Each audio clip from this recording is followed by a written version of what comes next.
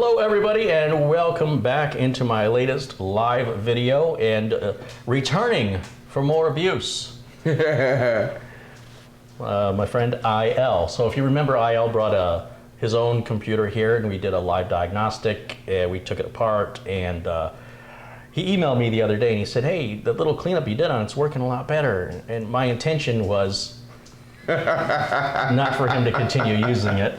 Okay. And I told him, we just had a little discussion and I said, well, you just wait. If you think it's running better, wait till you build this one. So what I've got, here's what we're gonna do today. And I just wanna check and make sure everybody can see it here is okay. I think everything's okay. These are the parts that I pulled out of a client's machine that we upgraded. I showed it on video. And the CPU and the RAM's already installed and I got the IO shield here. The old hard drive, the old SSD, which is pretty small. But it'll be good enough. We've got an EVGA 430 watt power supply and a DVD reader writer. So the only thing new here is the Corsair 200R case and the DVD reader writer. Everything else is used. This computer was built in 2011. Nothing wrong with it, but the office, we want to have the latest and greatest. I have no doubt this will last you easily 5 years, probably beyond that. And when I say last year, I mean not only be reliable, but be able to do the things that you want to do. I mean, you're not really gaming with it, right? You're doing work. Yeah, just basically work and a lot of personal, mostly personal items. Yeah, and it's going to fly through that. And I think once you get used to using this, you're not going to want to use what you've got anymore. So I'm going to take a gun to the one that I have. Well, you know, if you have a frustrated day, it can be very therapeutic. Just be sure you're outside of city limits, because I don't have any bail money, okay? We're going to make that out right now. All right, so hello to everybody joining us. We have 315 people watching. Are you nervous?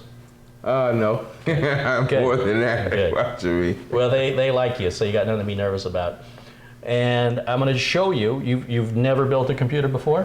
Never built a computer before. You never really saw the insides of a computer before? Till the last time I came over here, it was the first time I ever even looked and saw like, wow, what is that in there? My first time ever. Awesome. And we're going to demonstrate live on camera just how easy it is for people who don't believe me. They go, yeah, you make it look easy because you do it for a living. Well, you don't do it for a living. I don't do it for a living. And you're going to see how easy it is and you're not going to believe it. I'm used to getting on the phone. If anything, the computer will come on, I get on the phone. Hey, why isn't this computer on? Yeah. You know, excuse me, why is the sky blue out there? I don't know. Get it on. Make it work. Make it happen. Chop, chop. Well, this one's all you. So the only part that's been done is the CPU and the fan have been installed and the RAM has been installed. And I have no doubt that you could easily do that. I just didn't want to take it that far apart because it's not necessary and the steps are so simple.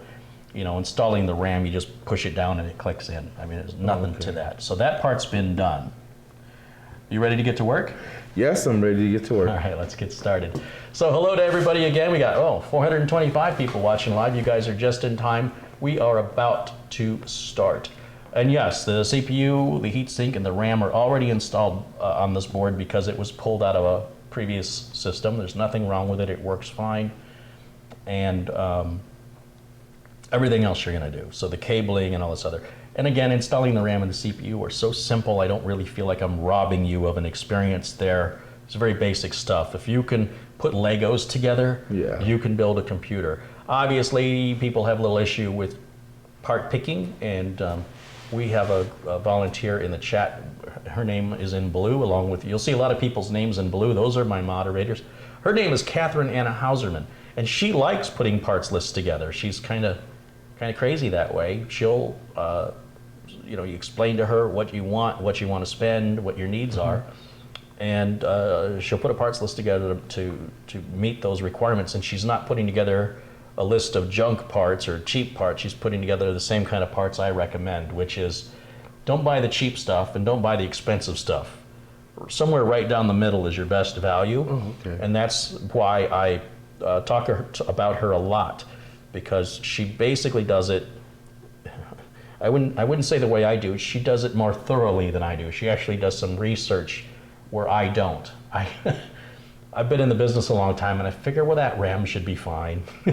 She actually does a little research to ensure that the person building won't have to solve any compatibility issues, where I'm not afraid of that. she goes out of her way to make sure that, do her best to make sure that the parts are all going to work together. So with that, I'll say hello to a few people here. Michael C., Douglas Biggers, Colin Hilton, Keith W., Velashjov, Ivanov, Gary WW24, Black Dog, Dave 3DFX, Daryl Hilton, Lloyd Hedrick, Loke Cattlestart, Jose Soler, Andrew Williams, Digital Doctor, Brian Wheeler, Darren Belmore, Rad XR, Mr. JG84. Got a lot of people in there. So Mike Ladd, hello, Gary McGraw. Hey everybody, welcome in. Thank you for joining me. We're at 537 people. I think we ought to get started. Yeah. So we're going to start with the case. This is called a Corsair 200R. This right here is your power button. And this side over here is your reset. Hopefully you'll never have to hit the reset. Oh, okay. And then the little power LED is behind the button, so it lights up when the computer's on. So microphone jack and a headphone jack, and then 2 USB 3.0 ports are on the front. It's a pretty basic computer case. There's no case window, there's no RGB lights, there's no flash. It's just a good, solid computer case, good value for the money. It is Corsair's #1 selling case and has been for quite a number of years, and I have used these cases over the years, and they get the job done, right? They're not a whole lot to look at, but most people don't care. These are the instructions that come with the case, and I find the instructions that come with computer stuff are written by engineers for engineers. I think they're useless. So what I do with these is I go like that. That's where they go. And that's why I make videos, to replace those instructions. I don't know if I want to call them instructions. I'll think of a clever word for it later. So let me have you get started.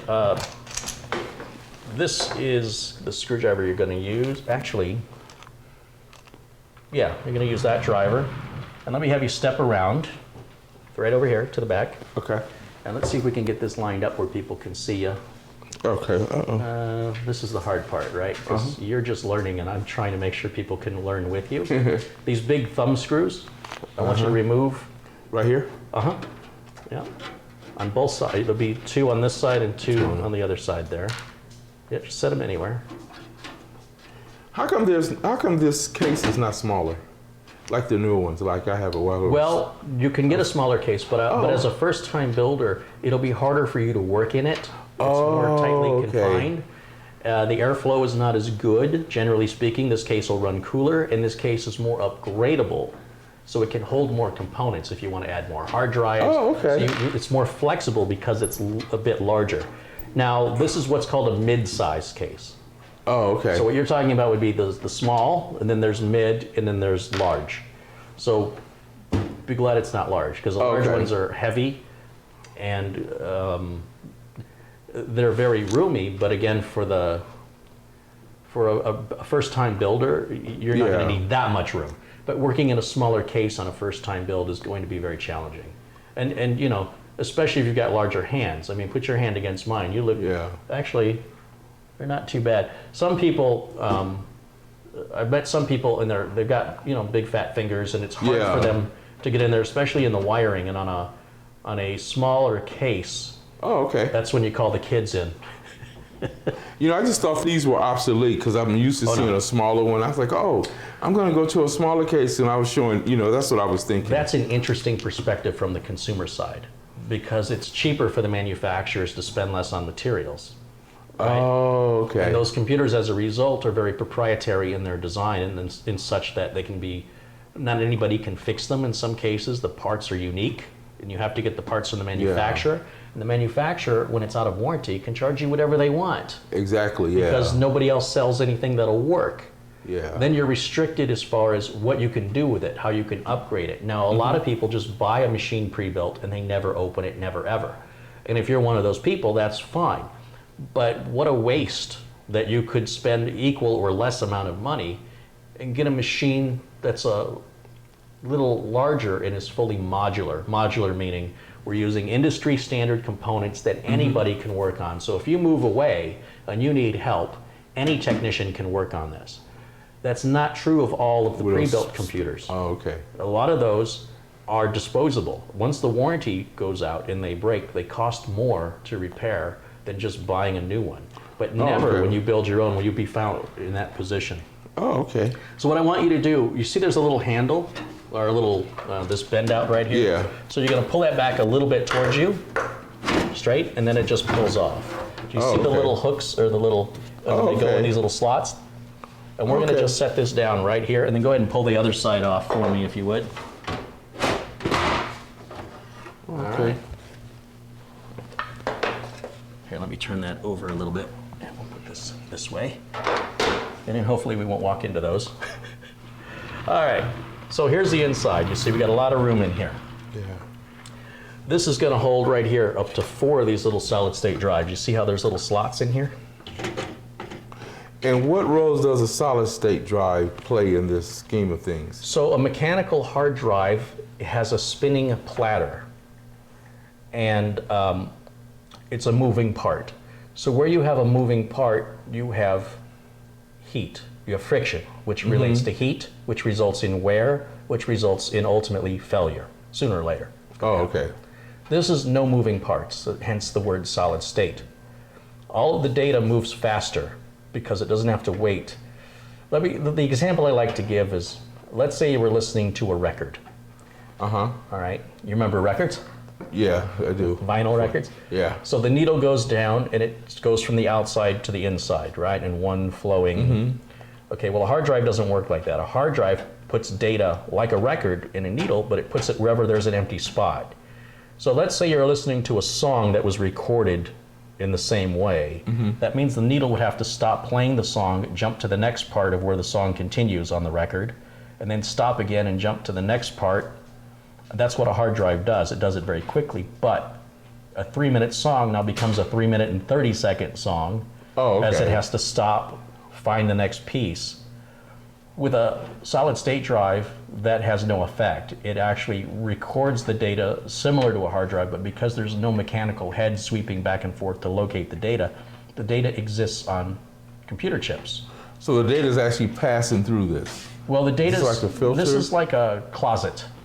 Oh, okay, storing When you everything. turn your computer off, it erases everything in the computer's memory. It completely erases it. So this is what stores that data when the computer's off. You see, the hard drive is storage, okay? So think of it like a closet. And RAM, that's these things here, that's your memory. That's how much clothes you can put on at any given memory. Each of these sticks right here is called RAM, or random access memory. And the RAM is much, much faster at reading and writing data than this is. Okay. Or any hard drive. But it's limited in its size. So if you think of this as a closet, think of the RAM as your body and how much clothes you can put on at any time. You understand what I'm saying? It takes the data off of here and puts it in here. Okay, as you because use it. when I first thought about solid state, I thought about the solid state radio. Yes. Well, solid state, so radios used to have tubes. Remember? Fuses? Oh, okay, yeah. Vacuum tubes? Okay. And so you turn it on and the fuses would light up and it would warm up and eventually the radio would come on. Oh, gotcha. When they went to solid state, the radio would instantly come on. You didn't have to wait for it to warm up, and those big glass tubes, those were gone. Oh, okay. So that's back in the 70s when they started introducing solid state. But it literally means a state of solidarity. It's one solid piece, no moving parts is generally what solid state means. Okay, got you. And anytime you can get rid of moving parts, you reduce failure potential. So generally when I see a computer in for repair, it's a fan that's failed, or it's a hard drive, a mechanical hard drive. The motor has just worn out, or some damage has occurred over the, if a hard drive gets bumped or knocked over when it's in the middle of reading or writing, you pretty much toasted it. Yeah. This is about 4 to 5 times faster than a regular hard drive, but its capacity is about 1/3 for the price. And it uses less power. And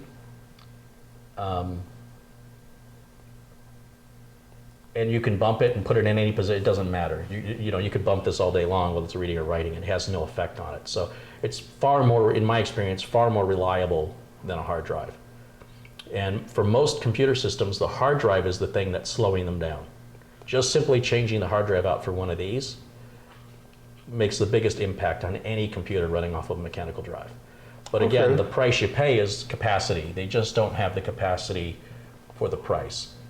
This is probably, I don't know, is this 120 or 256? Yeah, it's 128 gigs. And once we install Windows 10, Windows 10 is going to take about 30 gigs of that. And it's going to leave you with about 80 left over. Now, for what this cost, you could have got a mechanical drive of 4 times the capacity, or even 5 times the capacity or more for the same price. So we're trading capacity for speed and reliability and lower power usage. You know, there's all these benefits to this. So when you say Windows 10, is that the operating part of it? Yeah, so a computer without an operating system doesn't do you any good. You have to have a way to communicate with the computer. Computer. Oh, right? okay. I see. So you communicate with a computer by using a keyboard and a mouse and a screen. Right. Right? And the operating system is your visual interface to control the computer, to get it to do what you want it to do. But a computer without an operating system is no good to anybody. Oh, okay. And so, you know, Apple has their operating system. There's an operating system called Linux, which has its own fan base. And then there is, of course, Windows. Of course, Windows being the most popular one.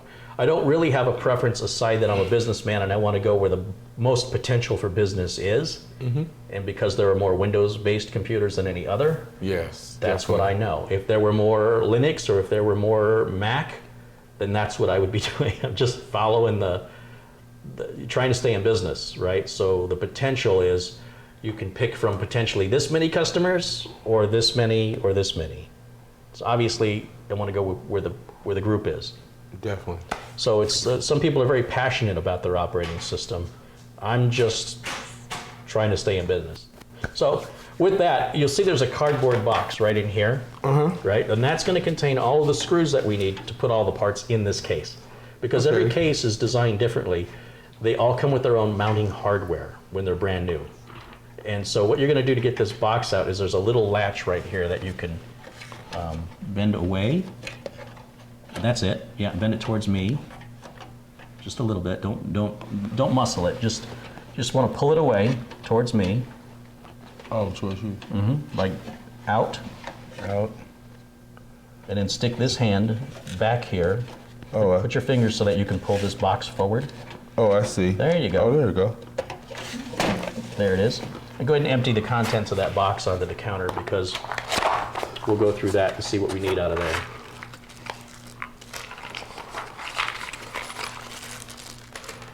So if you're just joining us, welcome into the channel, and we're demonstrating. You know, I like to take notes too. You can always watch the video. Okay, good. All right. We're demonstrating anybody can build a computer. Joining me is IL. IL has never built a computer before in his life, if you've just joined us. In fact, he's never seen the inside of a computer, despite using them for years and years and years, until he was here last time. Yep. This is just proving how easy this is. So we're not going to use these screws, and we're not going to use these, and we're not going to use these. Wait a minute. We are going to use those. Okay. But we're not using these. So that suddenly took away a lot of intimidation, right? Because there's a lot less to choose from. Now the case manufacturer has no idea what you're going to put in here. So they give you the maximum number of screws if you were to fill this whole thing up, which we're not even going to come close to. We're going to have some leftover screws. I'm going to give those to you, and I'm going to suggest that you put those away somewhere where you can find them, because there'll come a day, it won't be any day soon, likely, where you're going to want to add or change something, and you're going to want those screws. Oh, okay. So there should be, when you're done here, you shouldn't need them for a very long time. So I suggest, like, we can put everything in like a motherboard box, and then just put the box away somewhere where you can find it in the future if you ever need it. And you will need it, especially if you throw it out. There's like this Murphy's Law thing that happens. And then you got everything out of there, that can go right over there. And so far, I took this case off. I mean, I took this siding off, this siding off. Yep. and I took this box out, That's and I all laid you've these done. screws right here. That's it. I think I can remember. complicated? I don't think I have to write that down. So it's not very complicated, right? So now this is your mechanical storage. This is really easy to install. You'll see one side has connectors and one side doesn't. We need to be able to access these connectors, right? We have to plug cables on here. Okay. So which way do you think that goes in? It would go in this way. Well, if it goes in, all right, so Oh, no. so think about it. So these are your, Oh, no. let me have you step over just a little bit so everybody can Okay. see what we're doing. Right in here, there are 4 slots. They're all equal. There's no, you can pick any one you want. But if you put that in with the connectors the other way, they're going to be facing the front. Okay, And we don't gotcha. want to do that. We won't be able to access it. Yeah. And what I usually do, just to keep the computer looking as clean as possible on the inside, is I like to use the bay that's at the very bottom, closest to the edge. You don't have to. And all you need to do is insert that Yeah. any of those places. It's all up to you. Okay. Let's- So you see this little catch right here? Yeah. You may have to kind of push out a little bit there and then just push it forward and it'll lock. So you've installed your hard drive, Oh, wow. right? Now we can secure that with a screw, but we don't have to. We're going to come back to that part later. Okay. Now we're going to install this optical. We call this an optical drive. It's a laser that reads a disc. So that It reads a reads- CD, a DVD. A DVD. Okay. It won't read Blu-ray, but Blu-ray would also be considered an optical drive. What is Blu-ray? I don't even know what Blu-ray It's is. just like, you know, the difference between a CD and a DVD is just capacity. A CD holds 1/4 of the data that a DVD holds. And how much does a Blu-ray? I mean, what's A the DVD is purpose of it? about 1/5 of the data storage. See, So- what happens is these movies have gone into HD. Yeah. The data that requires has gotten bigger, too big for a DVD. So you use a Blu-ray? So you could use a Blu-ray. When you go to the store and you see the movies available to purchase, you'll see they're available as DVDs and they're available as Blu-rays. And so if you have a Blu-ray player and a 4K television, for example, you're not going to be able to watch a movie in 4K off a DVD. The capacity of a DVD is too small. Oh, and the Blu-ray is a lot more. Yeah, it's the large. same size physically, But it the holds capacity more of it. capacity of it, So, okay. so a CD holds about 700 megabytes. A DVD holds 4.5 or 9, depending on if it's dual layer. And a Blu-ray holds 25 or 50 gigabytes. So a gigabyte Yeah. is 1,000. I can think about this. 1,000 bytes is a megabyte. 1,000 megabytes is a gigabyte. 1,000 gigabytes is a terabyte. Oh, okay. So we don't say in math, we don't say that's 100,000 million, Yeah. right? We don't talk that way. And that's why if you hear somebody say, hey, that's 1,000 megabytes, they could just say it's a gigabyte. They'd be saying the same thing. Oh, You okay. understand? They're saying it wrong. If they say 1,000 gigabytes, they're saying it wrong. Oh, okay. It's like me saying 1,000 million. It doesn't make any sense. We don't talk about math that way. Exactly. It's not the proper yeah. way. So you're still conveying the information, which is the important thing, but you're not conveying it properly. Sterling3371 has contributed $2. He says, your laugh is infectious. There, see, you got some more right there. All right, that's good. All right, so let's install the optical drive. Here's what you need to do. You're going to reach your hand in here, and you see these plastic panels? Yeah. Where do you, well, hold on, where do you want your DVD? I usually put them on top, but where do you want it? Do you want it on the bottom? Do you want it in the middle? Where do you want it? I think the DVD was going to top. Where? Yeah. I Okay, think the so top reach was your good. hand in there and push that out from the inside. From the inside? Yeah, just push it right out. You can use a little muscle on there. Okay. Probably right in the middle. There you go. Oh, okay. There you go. And then take this, and you're going to insert that from the outside, just like that, exactly. And push So it in. this is going to be my, like how I do, like where I put my CDs in. Exactly, exactly. Oh, Now, do okay. you see this little catch right here on this side? Yeah. Just pull it away like that. Now slide the drive forward, and it'll catch it. Okay. Now look, Oh, wow. look at that. Wow. Did you think it was going to be that easy?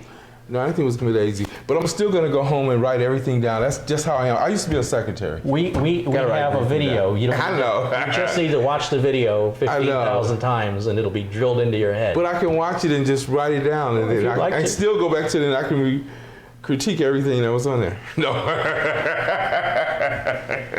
You know what? I wish more people would write stuff down, honestly. All right. Now, this is something called an I/O shield. And what this does, you see all these ports on the back. This is where you're connecting your keyboard, your mouse, your network. All of that connects back here, your speakers. And if we just put that back there, then we end up with a hole that people could stick their fingers in or bugs can crawl in. And so they make this I/O shield because every motherboard's layout is slightly different. So this has to be paired with the motherboard so that it lines up correctly, right? So in this case, that's going to go on like that. So the way that this fits in, it's just a friction fit. It just pops in, and we just want to make sure that these holes here for the keyboard and mouse go towards the top on this case, and these smaller holes for your speakers, these go on the bottom. Now, if you look here on the back of the case, you'll see that rectangular cutout right here. Yeah. And this is going to go in there, and what you're going to do is you're going to reach in the case, and you're just going to pop that in. Let me try and get this cable out of your way. This is a little bit of a challenge for some people. I suggest that you just try and get one side in. This is something that comes with experience. So is this gonna fit in here, or is it just? Oh, I guarantee it fits in there, but it's a tight fit. It's got to be precise, and I work the corners if I were you. Oh, the corners. That's how you know it's going to be seated. You use your hand, there you go, and just pop it in. You'll hear it click when it goes in, and then just do each corner. And it does require a bit of patience. And people who buy cheap cases will struggle with this more than people who buy quality cases. And this is a quality case, so if you think this is difficult, just imagine what a cheap case, how that overcomplicates it. Oh, I see. Okay. There, I heard it click. Yeah. And now just make sure you do all the other corners. But you might have to use both hands. Once it clicks into place, you don't want that to pop out like it just did. Okay. And this is all part of the learning experience. And this is where you learn more by doing than by seeing anybody do it. Because you have to really experience this to fully understand the finesse that it requires.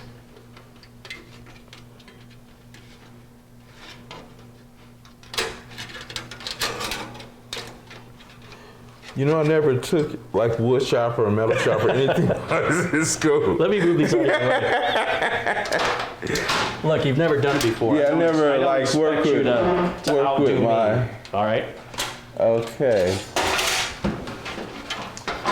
And this is perhaps the hardest part of the build, is just simply putting that darn piece in. And it does require this side, right? Yeah, you see how there's like a lip to it?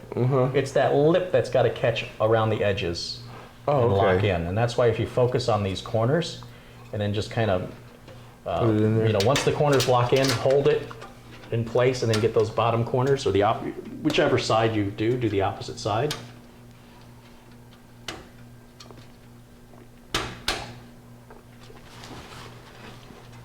Obviously, I could do it for you, but I think that would be cruel. The whole point here is for you to learn. Yeah. I can do this. I know you can do it. Come at it, let's change your angle a little bit. Let me have you come at it this way. Oh, okay. So they're not going to get as good of a view, unfortunately, but it'll be easier for you. Okay. So don't try and pull it in. Okay. Oh, okay. Right? So you want to line it up here. Let's say we line up this bottom part first, right? Okay. So we're just going to make sure, you see how that edge is going to line up in that corner? Just like that. And we're going to put your finger there and hold that. Hold this right here? Hold it right there. And then you got to use the other finger and pop that other side in. Now continue to hold it. And then you want to come up here and you're going to pop that in while you're holding, so this doesn't pop out. So that corner's in. Now just push on this other corner until you hear it pop. It may require just a little bit of, well, see, now you've, let me hold this part in for you. Okay. I'll hold this in, now you do the top. It does require having 3 hands sometimes. And you just want to make sure you get right in the corner on the other side. Don't worry about this side. Use your thumb or something where you can really push down on that corner. push it in there. There, and then one more corner. One more corner in here. That's it, and then you'll have it in.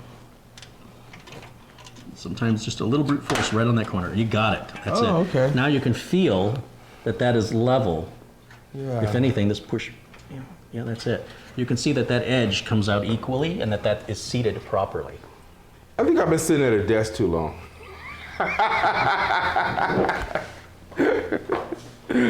Oh. Well, now you're standing at a bench. I know. I know. Okay, so the final part of preparing our case will be installing the power supply. Now the power supply has a fan right here on the bottom. This fan does not blow out. This fan sucks air in. And it brings it in here to cool down the components inside of this box, and it blows it out through here. So what's inside that box? What's happening is we have 120 volts coming out of the wall, but computers run off of 5 volts and 12 volts and 3 volts, 3, 5, and 12. What this thing does is it steps the voltage down from 120 down to 3, 5, and 12. So it comes in at 120 here, and then it goes through some circuitry and it comes out, depending on the colors of the wires signify if it's 3 volts, 12 volts, 5 volts, or ground. Oh, okay. All right, and that's what everything runs off of. That's why you don't really have to worry about electrifying yourself or electrocuting yourself on any of these components. But if you open this up, serious harm could happen. So they usually have a piece of tape that discourage you from opening this. So I should never open that up? No, I wouldn't.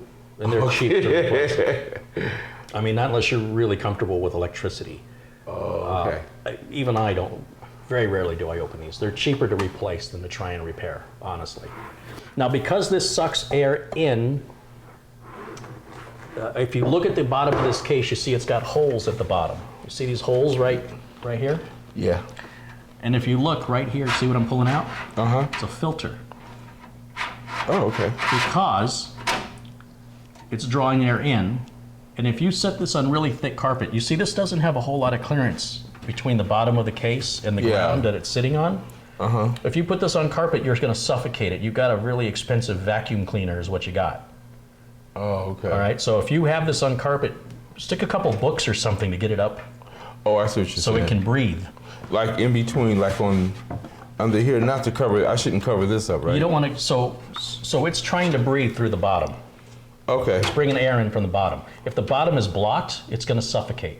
Oh, okay. If you never clean this filter, the bottom's going to be blocked and it's going to suffocate. So it's important that you just take this little filter out from time to time, twice a year maybe. Oh, okay. Just blow it out. So every wipe it time down, you and then turn stick it back the change the light for the smoke detector, change the filters.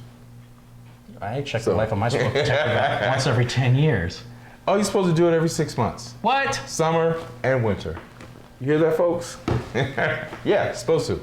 The Every batteries. 6 months? Yeah, every time the season changes. These smoke detectors I have 10-year batteries, and when the batteries go, they say throw out your smoke detector because the sensor's no good anymore. You always want to change it.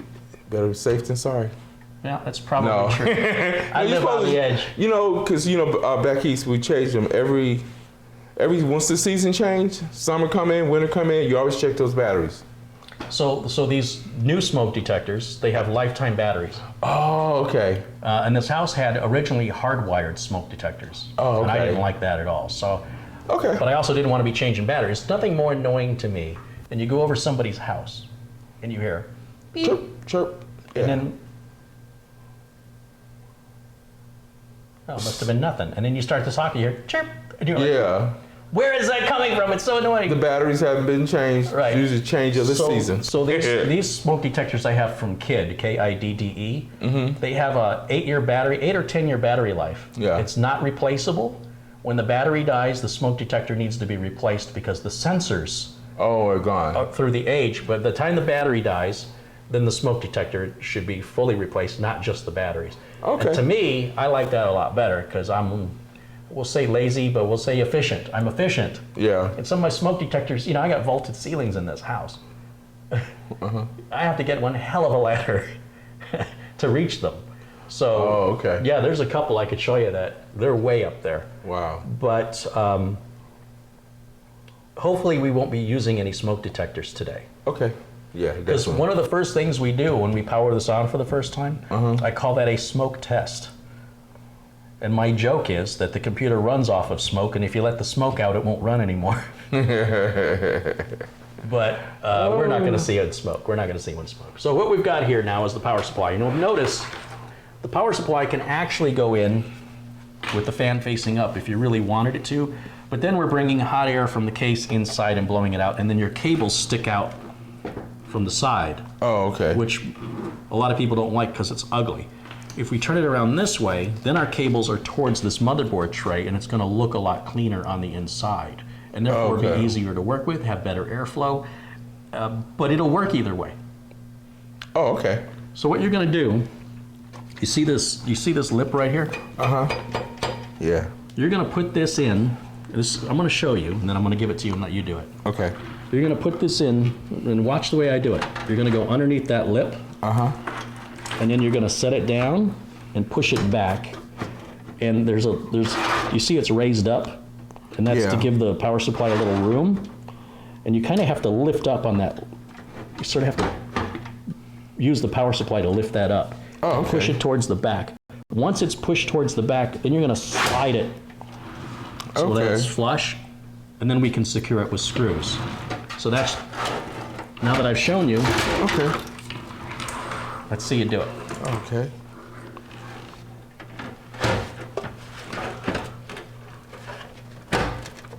Well, you made that look easy. Nice. There you go. Well done. Now, we'll spin this around here, Okay. and we're going to grab a couple of screws that came with the case to secure the power supply. Sometimes power supplies come with screws, but that's a used power supply, and I don't know where the original screws went, but the screws all do the same job, which is they just hold it in place so it doesn't, if that thing comes loose and starts bouncing around in there, you're going to destroy all the components. Oh, okay. So we don't need to torque it down, but we just need to use a screwdriver and turn it till the screws are relatively secure, and you're going to need 4 screws. And this gets a little bit tricky because, let me just show you. These holes here, see if everybody can see this. These holes right here, these are venting holes. These are not holes for the screws. And you'll see there's 2 holes in each corner. There's 2 here, there's 2 here, there's 2 here, and there's 2 here. That's because 2 of the screws are offset. So you're going to put a screw here and here. Okay. But if we were to flip this power supply upside down, then these offset screws would be on the bottom. That's why, if you look, see these are spaced, and these are spaced the same way, and these in the opposite corners are spaced the same way. And that's to accommodate either position of the power supply. Oh, okay. Because it doesn't, I don't know why, but they just don't put 4 screws equally in each corner. The top, in this case, will have offset on the top, and the bottom ones go in the corners. Oh, okay. And what I want you to do is I just want you to start the screws. I don't want you to tighten them down yet. Just, and this is a, hold on, you're doing this wrong. This is a magnetized screwdriver. Oh, so okay. back in the day when we used floppy disks, Yes. if you got a magnet around it, it would erase it. And that's why they said to keep magnets away from computers. Oh, So okay. floppy disks, zip disks. But these days, we don't use that kind of media anymore. And so Okay. not only are magnetic screwdrivers safe, they're recommended so that you don't end up dropping a screw and scratching a circuit board or having a screw fall inside of the power supply. Oh, okay. That would be a nightmare, right? If you look at the bottom of this power supply, and let's say you falsely thought that having a magnetic screwdriver was bad, and you end up dropping a screw down inside of this fan, Oh, yeah. and there's 120 volts in there. That's not good. Yeah. So magnetized screwdriver, definitely recommended. That's what you want to use. Let me just slap this back in here for you. All right, so what I want you to do then is put the screw on the end of the screwdriver, and it's going to hold it for you. It's going to make your life a lot easier, right? Right? That's not going anywhere, look. Wow, that's interesting. Right? And then I just want you to get it started. Don't tighten it down. That's good. And then here's 3 more, and I want you to go here, here, and here. And I'm going to address the chat room where you're working. Okay. All right, looks like I missed a couple contributions. Let me give a proper shout out to those contributors. Elite Canadian has contributed $2. Your laugh makes my sickness go away. Alan Butterfield contributed £5.50. I love it. His laugh is just like Will Smith. Carrie, he should help you in the future as your live viewers watching. Loic Cattle Start has contributed €2. Can I suggest something? I wish you would have just suggested it. Kevin Lavis has contributed £1. So thank you guys for those contributions. And let me just take a quick look. Let's see. Bill Leatherland has joined us.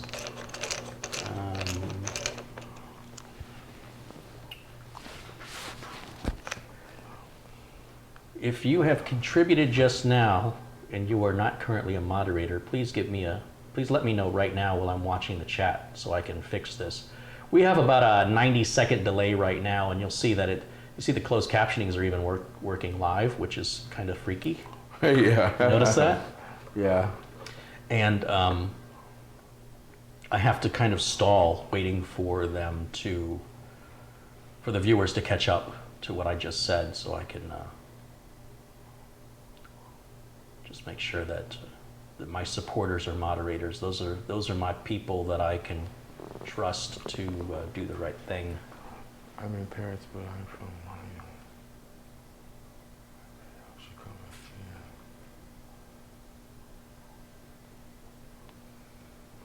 Jesse Kirk. Oh, I know. Yeah, Jesse can be a moderator. There you go, Jesse. Thanks for that. Sometimes you got to sometimes you got to stand up and say, "Hey, look at me," because I will overlook you. It's not on purpose. I'm not a mod yet. Well, you are now.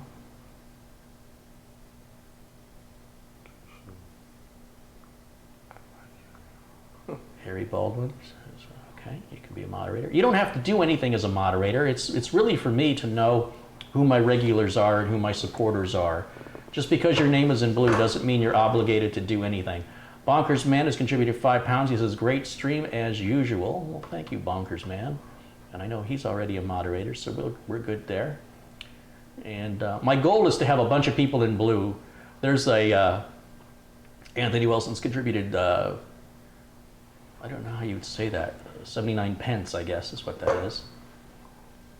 That's fine, he can be a moderator. Any contribution at all. I don't think trolls ever pay to troll. But moderator status isn't really purchased. It's something that's earned, and it can be taken away. And if it's taken away, it doesn't mean it's taken away forever. It usually just means that you've exhibited some behavior I don't approve of, and if you keep coming back and correcting your behavior,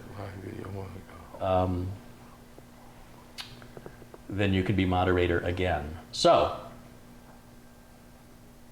I think we're good now. Okay, let's get back to building. And I'm going to try and do something a little different today with, that's my ice maker. Oh, okay. I have to explain what an ice maker is to my viewers in Europe. Apparently they don't put ice in drinks, I'm told. Oh yeah, definitely. I worked at a restaurant, they would do the same thing. They don't put ice in their drinks? Drinks. I don't understand that. The salad is served last. What's that? The salad, we usually do, when I worked at this hotel in DC, salad is last after they didn't have to do The salad is served last? Yep. The people from Russia, they was coming there, Czechoslovakia, those people, they would come and book bus tours. See, I gotta go to the right feed because I'm getting a great view of your shirt, but not so much of you. So here's what we're gonna do. I'm gonna try and go to a handheld camera as you continue to build so I can get some close-ups. And go ahead and let me just double check your work. This is correct, correct, correct, and correct. Go ahead and tighten those screws down. The order doesn't matter. Okay. The reason we don't tighten, do you know why we don't tighten them all down until we've got them all in? Do you know why? Well, you want to make sure all of them are like on the same sync before you tighten one, and then you have, and then you can't move. Yeah, you can't move it around. Exactly. That's the only reason why we do that.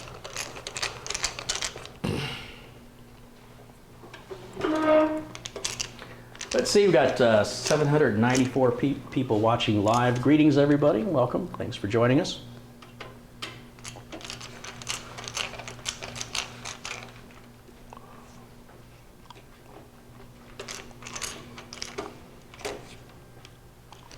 All right, let me just double check your work. Okay. Good. Good. Good. Perfect. They're not too tight and they're not too loose. They're just dead on exactly like I wanted them. That's fantastic. Now, when we work with the electronics, we have to worry about something called electrostatic discharge. You ever touch a doorknob or piece of metal and you get that zap? Yeah, you walk by That'll somebody. kill electronics. Oh, wow. So there's two ways we avoid that. One is we wear a wrist strap that goes around your wrist and it clamps to something metal. But you don't have to do that. I don't like being on a leash, and you don't have to be. If you hold the motherboard by its edges, then even if there is electrostatic discharge, there's no place for it to go. You can also hold the motherboard by this big heat sink, which is how I like to hold it. Oh, okay. Because if you feel a static shock into the heat sink, it's not going anywhere. It's a big aluminum heat sink. So this is a very safe way, right here, that I'm doing right here. This is a safe way to hold the board. Oh, okay. See how I can manipulate it and adjust it. And if I have to pick it up, I try and hold on to something plastic. Like, you see where my thumb is? Yeah. And you see how my fingers are not touching the little metal bits underneath? Those are pointy, and they'll cut you. So not only can you dissipate static that you don't want to realize, basically it only takes 9 volts of static to damage a component, but for you to feel it, it's got to be at like 1,000 volts or some ridiculous number for you to feel it. So there's this big paranoia about electrostatic discharge, but the reality is, when a component is mounted into a circuit board like this or onto a circuit board, it's grounded and it's less likely to be damaged. But when you're in the factory where they're building the board, that's where electrostatic safety is much more paramount. Oh, okay. So there is still an opportunity for it to occur, but it's less likely than at the factory. When the components are raw, they're much more susceptible. Now with that said, what we're going to do is we're going to put this motherboard in. So you see all these ports right here? We call these ports. Oh, okay. Right? So that's your video port, your keyboard and mouse, your USB ports, your networking port, your speaker and microphone ports. And they're going to line up with these holes. Right? Oh, okay. But instead of trying to put it in like this, that would be crazy. So we're going to lay this case flat. So go ahead and lay the case. Okay. And we're going to let gravity help us with this. Okay. There you go. Now here's the way I do this. I'm going to show you once. Well, I'll show you as many times as you want, but I don't think you're going to need to be shown more than once. Before we move forward, I understand these were the. What is all this? I mean, I know this is done at the factory, but What is all Tell that? me that. Yes. Okay. Well, and let me emphasize, my goal here is not to make you a tech. Oh, okay. All right, but I'll explain. So I don't need to know. Okay. Well, no, it's not that you don't need to know. I'm going to explain it in very. I'm conditioning because my audience is probably going to say I'm oversimplifying, but I'm oversimplifying because I don't want to scare you away with a bunch of technical jargon. Oh, okay. So this is referred to as the motherboard. Have you ever heard the expression the mothership? Yeah, the mothership. Or the mother of all things. Yeah. The reason this is called the motherboard, it can also be called a main board, is everything plugs into this. Your switches, your LEDs, your storage, your memory. In some way, shape, or form, it all plugs in one way or another. And this is what connects everything together. It is the motherboard. Does that make sense? Oh, okay. Yes. It's the single most important thing that ties all the components together.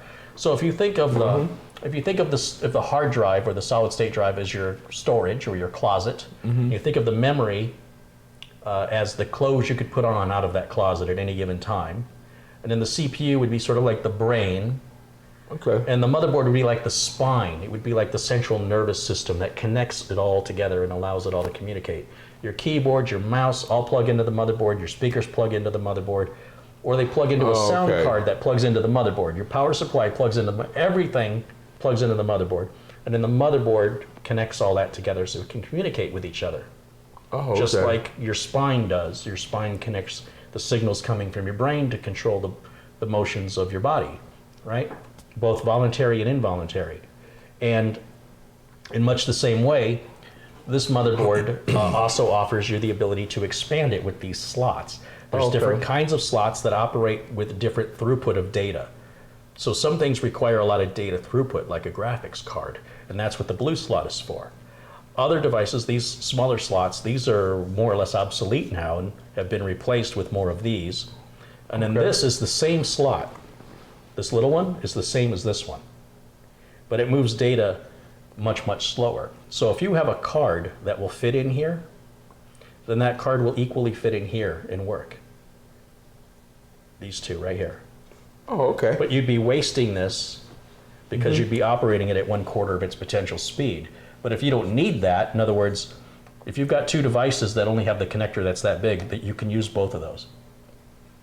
Okay. A lot of people don't know that. A lot of people think the connector's got to be as big as the plug, Oh, okay. which is true with these, but not with these. That's how technology has advanced. Most modern motherboards these days will not have these PCI slots. These are called PCI Express, so these are called PCI. It stands for Peripheral Connect Interface. It doesn't matter what it stands for. It's all technical mumbo jumbo. And the motherboard has everything, has a lot of things built onto it now that we used to have to add individually in the past. We would have to add a video card. We would have to add a sound card. We would have to add a network card. Oh, That's okay. all built into the board now. It's all built in. So Okay. now the sound is one less job you got to do. The network is one less job you got to do. The video is one less job you got to do. Unless you're a gamer or you have special needs where you need a high-end graphics card, Oh, okay. the onboard video is going to be fine. And technically the onboard video is built into the CPU. It used to be built into the motherboard. Now the motherboard is just passing through the signal from the CPU. They're just giving you the plugs. Okay. So the motherboard's not really doing any of the work. And the way onboard video works is it needs memory to operate too. And when it's built in memory, it's going to use your regular system memory. So what manufacturers like Dell and HP do is they give you like the minimum amount of memory you need to run Windows to bring that system cost down, to get that $300 price tag. And then they have you use onboard video, which then steals, they call it sharing, I call it stealing. It steals some of your system memory to power your video, which makes Windows run so slow. I don't even want to say run slow. That doesn't make sense. It's not running, it's crawling. Oh, okay. Running implies moving quickly. The very word run implies moving quickly. Yeah. So when someone says run slowly, to me it's like a weird way of using it. It's like jumbo shrimp. It's a weird oxymoron. I would say it crawls. You can buy a brand new computer today that's going to run slower than this computer you're building that's 7 years old, because they're the cost cutting to get certain price points.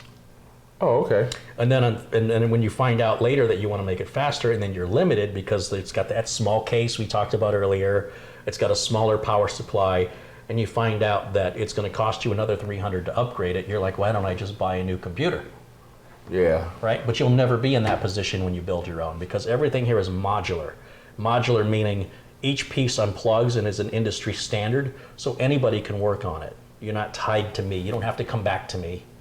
Or if I die or something happens to me or you don't like me anymore, you don't have to come back to me. Anybody can work on this because it's industry standard components. Oh, The big okay. manufacturers, they take shortcuts in order to optimize the assembly line process and reduce costs. Yeah. And so the consumer, when they're looking at computers at the store and they think they're all the same, they're not. Until you pull the side panel off and see what's inside, you can't tell by looking at the specs. Oh, okay. So I've demonstrated that on my video, and it's why I recommend people don't buy those machines unless you're okay with that. In other words, okay. if you think they're all the same, then you're buying under a false expectation. But if your expectation is the reality of what it is and you're okay with it, then I'm okay with it. Oh, okay. But I don't want people to think that it's all the same, because it's not. You're not getting a bargain at $300. You're getting $300 worth of computer, right? Oh, okay, It's not yes. a bargain. You're spending less and you're getting less. Okay. All right, I just want to acknowledge here we had another contribution come in. This came in from Stephen Barber. He says, Carrie, you're a good teacher, could never learn too much. Well, thank you, Stephen. That's very kind of you. I'm just going to add another moderator here to the mix. Can never have enough moderator. My moderators are my saviors. They shield me from the trolls that, you know, as the channel grows and it becomes more popular, it invites new people who don't quite belong. Yeah. And when they don't belong and they're there to disrupt the classroom, like any teacher, I eject them from the classroom. And it's distracting to me. It interferes with the teaching I'm trying to do. So the moderators do me the favor of, they know what the rules are and they don't just kick people out. People get a warning, and then people get timed out, and if they still insist on it, and then they get kicked out. And that's, I think, as fair as you can be, right? You can say, okay, maybe you didn't know what the rules were, so now we're telling you. And if you still continue that, then you're going to get a timeout. Yeah. And after 10 minutes in timeout, if you come back and still misbehave, we don't want you here. You're not welcome. So that's what they do for me, and I really appreciate that, because we really want to create a community of supportive people We don't need people to come in here and challenge and distract and disrupt. And so it saves a lot from me because it can get really distracting when I'm trying to teach. Yeah. And having a disruptive student interfere with the education of everybody else is really, really annoying. Okay, so here's how I install this. First of all, if we look here on the board, you're going to see there's holes. Okay, and the holes have little, you see how there's little solder points all the way around? Yeah. That's to strengthen the hole. They're not actually connected to anything. It's just there for reinforcement of strength. And this is what grounds the motherboard to the case. And you'll see we've got 2 holes on the top. We've got 1, 2, 3 across the middle and 2 across the bottom. One's kind of lower than the other one.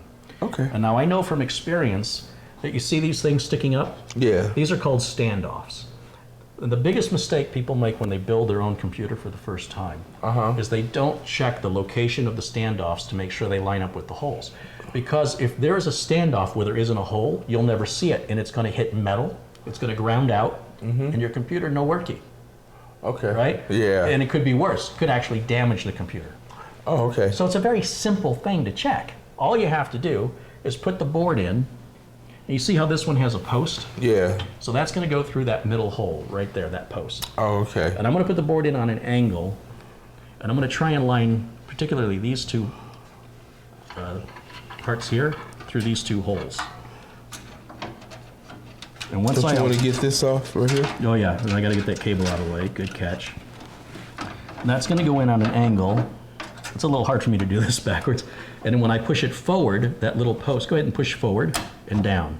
And you see how it sat on that post right there? Yeah. Now, we want to check and see. Now, these are for a bigger motherboard, so we can, these standoffs out on the edges, we just leave those alone and ignore them. We're interested in where the holes are lining up here. So I can tell you right now, it looks like this one is in the wrong place, and this one may be in the wrong place. And I'll get another camera out here, guys, just bear with me. Seth Harris has contributed $3.99. Thank you, Seth. So what I'm going to do to take this out is I'm going to lift up, and then I'm going to pull it back, just like this. And I'm going to look at where these standoffs are. So remember I said I had a hole right here, and there's no standoff here? And then it's not directly across, it's one down, so I need to put a standoff here and here. Now, in the bag of parts that came with the case, they give us 2 extra standoffs, which is exactly how many we need. Because there are different types of motherboards and sizes, they still accommodate the different industry standards when it comes to mounting. So everything is fine where it's at, we're just too short. 2 standoffs short of where This one right here? Yeah, that one, and where's the other one? To the right. Exactly. So you can go ahead and start these with your hands, and then I've got a driver. Those are 5 millimeters. So I have a 5 millimeter socket to tighten those down. Which is right here.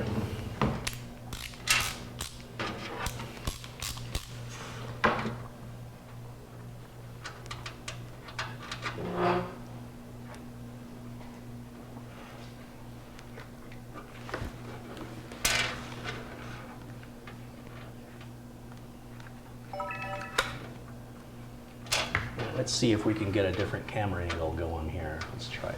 Is that gonna work? That one? Yeah, that's working. If I can, let's see if I can bring this up. Even doing it live, holding it in my hand, it's a little difficult to film what you're doing. These don't go down in there that deep. Oh, that's right, they gotta sit on the board. Yeah, this one, maybe it's not started correctly. It should go in pretty smooth, so if the threads aren't lined up, or sometimes they're just new threads, and then they just need to be torqued down. So it's just a matter of, yeah, it's just gonna, go ahead and grab that socket wrench right there. And then go ahead and tighten it down. Oh, I see. There we go. Yeah, it's just new threads, so it's tight. You can get just a little bit more, because we don't want it to come out if we have to take the screws out. That's good. Oh, okay. And then, again, This that one side right here. there.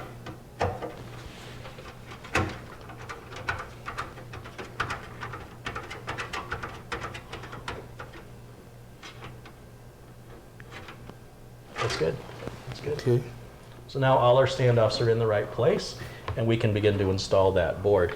Let me switch back over here for a second. We'll go back to the main camera. And I see a couple of other contributions came in. I want to give these folks a shout out here real quick. What do we have? Magna99 UK contributed £2, says, loving the stream as always, keep up the good work. A Goods Gaming has contributed $5 and says, hey Carrie. Hey A Goods Gaming. And let's see what we got going on here. Just want to scroll up through the chat. So again, you guys rock. I appreciate your support. All the money that gets collected goes right back into the channel, just so you guys know. Haven't bought a Ferrari yet. Okay, now that we have the standoffs in the right place, and you've seen how I put the board in, we are done with this. We can put this tool away. We won't need it anyplace else on the build.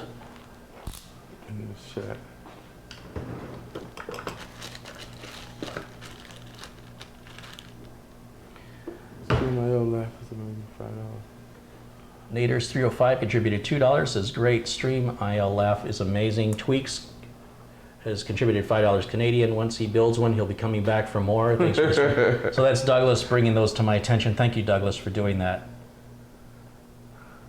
Okay, let's get back to work. Okay. Now, I've shown you how to put the motherboard in. Do you think you got this? I think I do. You can hold it by the edges if you try and hold it by the edges, or by the heat sink, whatever you got to do. Yeah. And you're going to put the front in first. I'm going to switch over to my handheld camera again so we can see what you're doing. Yep, perfect. You're lining up all these ports like I instructed you. You're a good student. Make sure that when that post goes down right there, that's going to hold the board in position for you, so you won't have to adjust it. So if it looks good to you, then we can secure it. Can you see through these holes to make sure there's a standoff behind each one? Yep. Okay, well these are the same screws that we just used on the power supply. We're going to use those to hold the motherboard in place. And how many do we need? We need 1, 2, 3, 4, 5. We need 5 of those screws. Now these are the short coarse threaded screws, not to be confused. Hold on, wait, which is which? These are the wrong screws. So look at the difference in the thread on these screws. If we lay one down, and I can show the audience this too. Yeah. One screw has what I call a coarse thread and one has a fine thread. Now the coarse thread is used on the motherboard and the power supply, and the fine thread is used on your DVD. I'm trying to think where else this is used.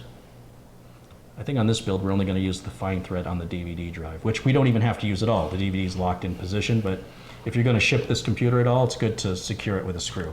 If you're not going to move it, then you don't need the screw. The coarse threads, these will be used to hold the storage in place, like your SSD or hard drive. Your motherboard and your power supply all use the coarse threaded screws.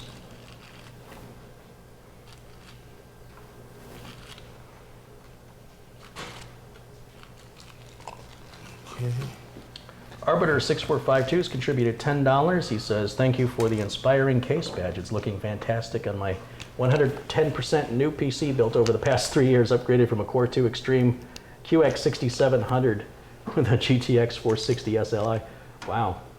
Now, on this, you just want to, again, start the screws so you can still shift the motherboard to line up where you need to line up.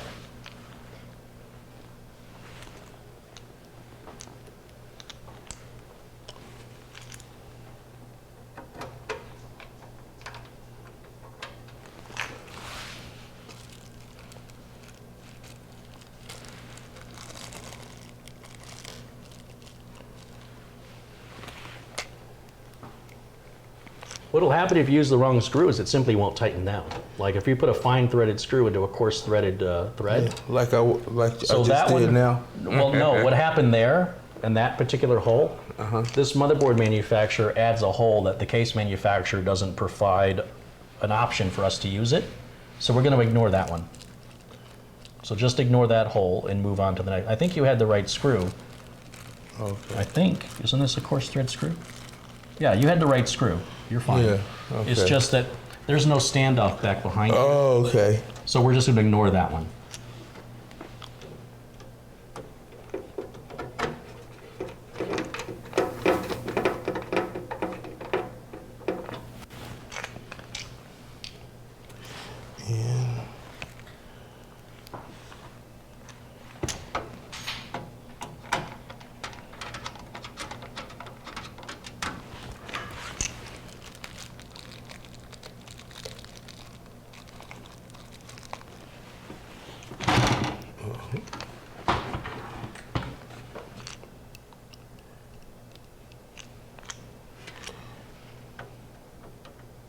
Landon Cooley says, you're doing great, IL. You're doing better than I did on my last build.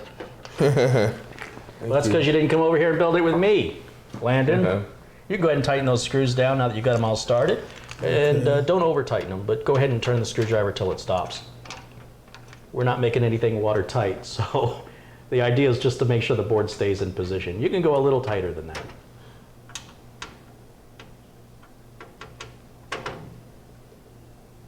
Yeah, that's good.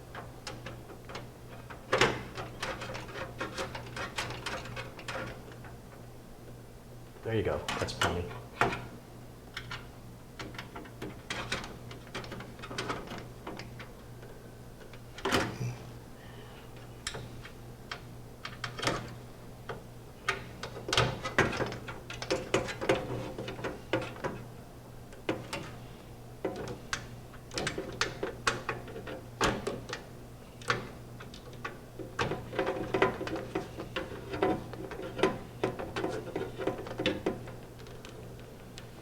Okay. Did you get that one? Oh, that's a post over by the RAM. So Yeah. just go back over them one more time. Make sure that they're all tight. Sometimes Okay. it's easy to forget one. There should be 5, so you can count them down. Okay, that's 1, 2, and this is 3, and 4.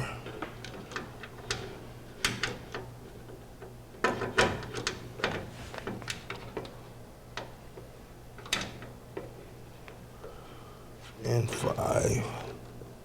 Perfect. Okay. That's great. You can go ahead and set the motherboard back up on its feet. And we just want to make sure we get these cables out of the way. There you go. Good job so far. Let me switch the camera back over again to the other side. Let's go there. Okay.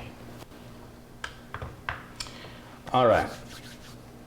You've essentially installed all of the components now. That is building a computer. All we have left to do are the cabling. So we have to provide power and data cables to the storage devices and the motherboard itself. And then we hook the fans up and you're done. Oh, Now okay. this is a part that intimidates a lot of people because this looks like a lot of cables and it looks really intimidating, but we're not going to use all of the cables. Remember, the manufacturer has no idea how simple or how complex of a computer you're making. Oh, okay. Right, so if you were going over the top and you were going to fill all of these bays up, you're going to use more cables. Oh, okay. You're not, so you're going to have cables left over for future upgrade potential. So that's your first lesson, is don't be intimidated by the cabling, because we're not going to use most of it. You've got a bundle of cables right here held together with a wire tie. Now these wire ties have metal in them, so anywhere there's a wire tie, even if you're not using these cables, you don't want to leave the wire tie in the system because it'll be brittle, it'll break, and you'll have a piece of metal floating around inside that could ground something out. We'll replace anything that's using a wire tie with a nylon zip tie that won't have that electrical conductivity. So let's go ahead and pull that wire tie off and let's get all those cables pulled through the other side.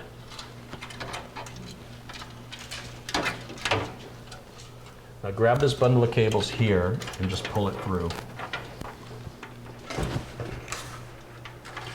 There you go.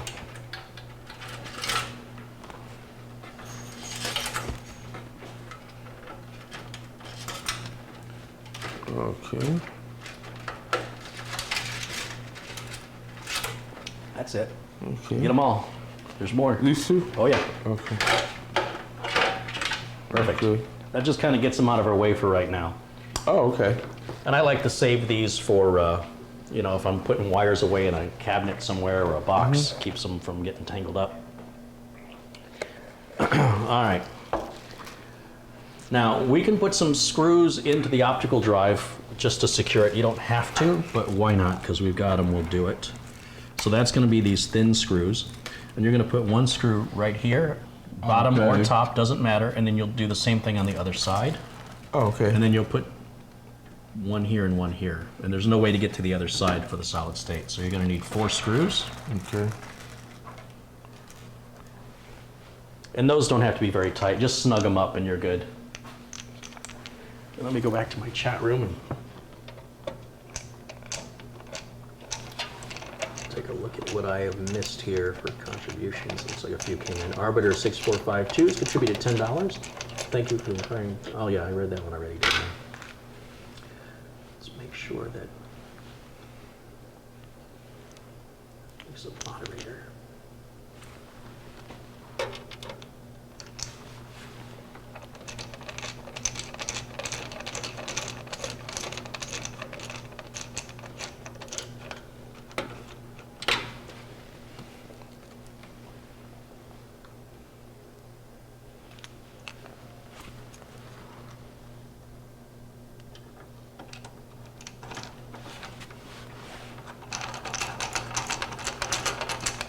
Everything looks good there.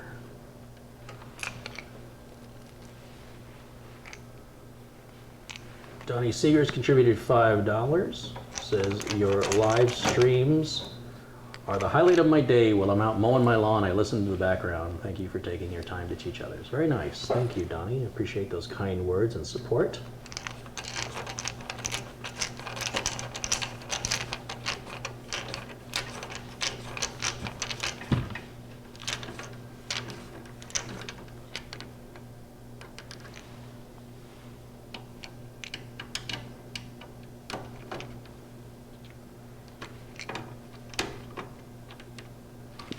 All right, did you get the other side on the optical drive?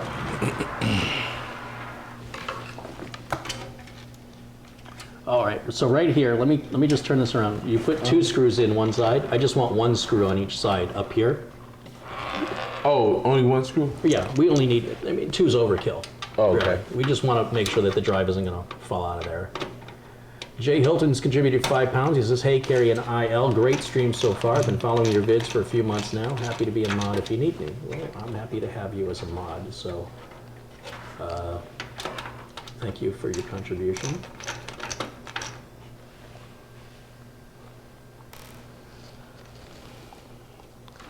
Is that good?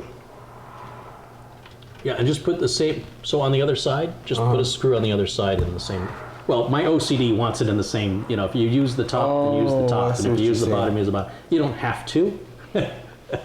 I like symmetry. And you know what? Anytime you buy a pre-built computer from a manufacturer, there's always symmetry in the way they do it. So if it's good enough for them, it's good enough for me.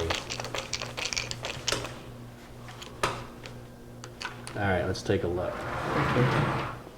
Good deal, good deal. All right, now we can focus on our cabling. One of the very easiest, simplest cables to install is this rear fan right here. And you see we got this cable tie, or a wire tie. I'm going to remove that and get rid of it.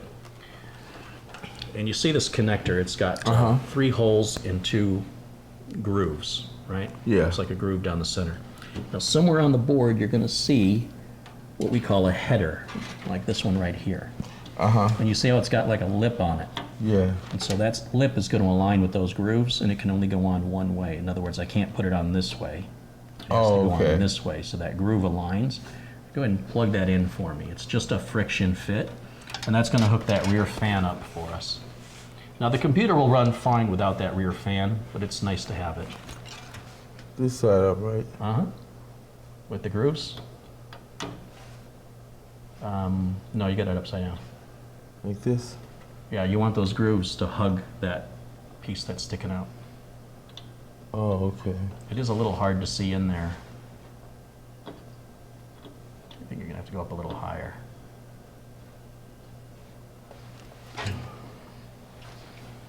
It's only 2 grooves. Oh, I see what you're saying. I see. I think you're getting it.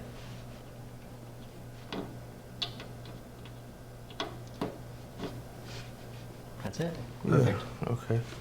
All right, now, when it comes to hooking up power, the motherboard needs two connectors. It needs this very large connector here. This is a 24-pin power connector. And if you look, there's only one like that, right? This one right here. This is a good opportunity to get your cables untangled. Now, we don't have to make the cabling look pretty, but we're going to because we can. This case, hold on before you get too anxious. This case accommodates what we call cable management. Not all cases do. So instead of just plugging this in and having this big ugly cable exposed, we can run the cable through the back like this, and then bring it up through one of these holes. Like bring it up through here. And then, see, some motherboards, older boards were a 20 pin, some are 24. So we have to kind of hold these together so it becomes one.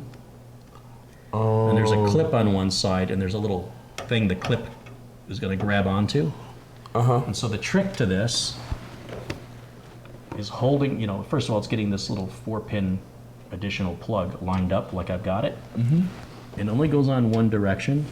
So if you can hold it like I'm holding it to keep it together. Oh, okay. See the way I'm holding it? And then just go ahead and push it into place. You'll line it up and it'll snap. Keep pushing until it snaps. Okay, and now you can grab this cable and just wiggle it and see if it comes off. If it doesn't come off, you got it in right. You're good. Okay. Yeah, we don't want to yank it too hard. Okay. So that's good. Now, you'll see there's a little 4-pin connector up here. This is called CPU power. And on the power supply, if we look through, you see how it says CPU and there are two 4-pin connectors. That's because some motherboards have an 8-pin, some motherboards have a 4. So it doesn't matter which of these two you use. And what I'm going to do is I'm going to run this out through the back. You grab that for me. And you see this hole right up here where my fingers are? Yeah. Just go ahead and you're going to have to finesse it a little bit. It's a tight fit. But you can see how that looks, right? It's just more attractive. Now, this case doesn't have a window, but it does make it easier to work on if you ever have to get in here, despite, you know. Oh, okay. Now, you only need one or the other of these two connectors, so pick one. You just bend the other one out of the way. You'll see one side has the clip, and the clip is going to, unfortunately on this motherboard, it clips towards the inside. Usually they clip towards the edge, but on that one you want the clip on the bottom.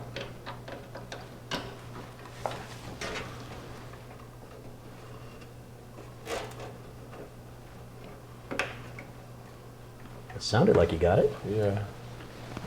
Get it in there. That's it. Good job. Now look at how clean that looks. Yeah, it does. Right? And this part here, when we put the back panel on, no one's ever going to see this. We'll wire tie that up against the... What about these wires? Oh, we're getting there. Okay. We're getting there. All right. All right, so we're not even going to use this front fan. There's no point in it, especially in Arizona. It's just going to bring dust in. Oh, yeah. Remember what I said about moving parts being the first to fail? Yeah. So a lot of people, they add more fans. They think the more fans they add, the cooler the computer is going to run, but that's not necessarily the case. And many times, more times than not, the more fans you add, the less efficient your cooling becomes. Nature creates a vacuum. This fan is designed to blow air out this way. Oh, okay. Right? And this fan's designed to force air in the same direction, but nature creates a vacuum. It'll automatically draw air in from the front as it needs it. Oh, okay. But if you had a really big hot graphics card sitting here, having air blow over it would be a good idea. Because we don't need this fan.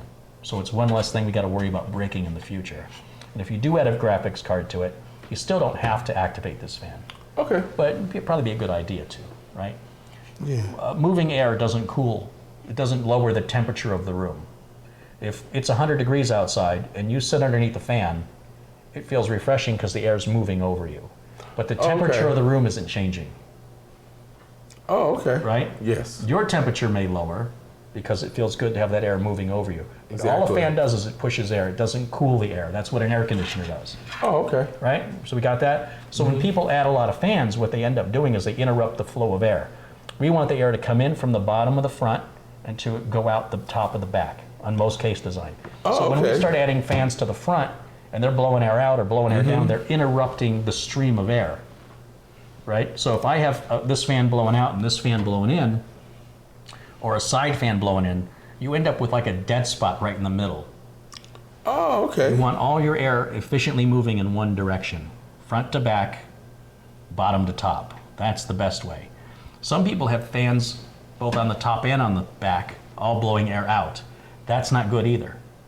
Oh, okay. One or the other, right? If you got fans on the top, you don't need the fan in the back. Oh, okay. And so there's a lot of people that just go, they're like fan addicts. I don't know how else to explain it. They just think more is better. And I can't think of one thing in life where more is better. You know, 2 aspirin are great for a headache, but the whole bottle, not so much. Yes. You know, having some Halloween candy is great, but eating the whole bag, not so much. Having Yeah. a lot of money generally brings a lot of headache. A lot of people go, oh, you can't have too much money. Oh, you trust me. I mean, not that I know from experience, but I know from enough stories of people. There's a whole television show on people who say the lottery ruined my life. They talk about all the problems having that money caused. So we want moderation in all things, right? Having no money is bad. Having too much, and the same goes with whatever got me on this topic that I can't remember anymore.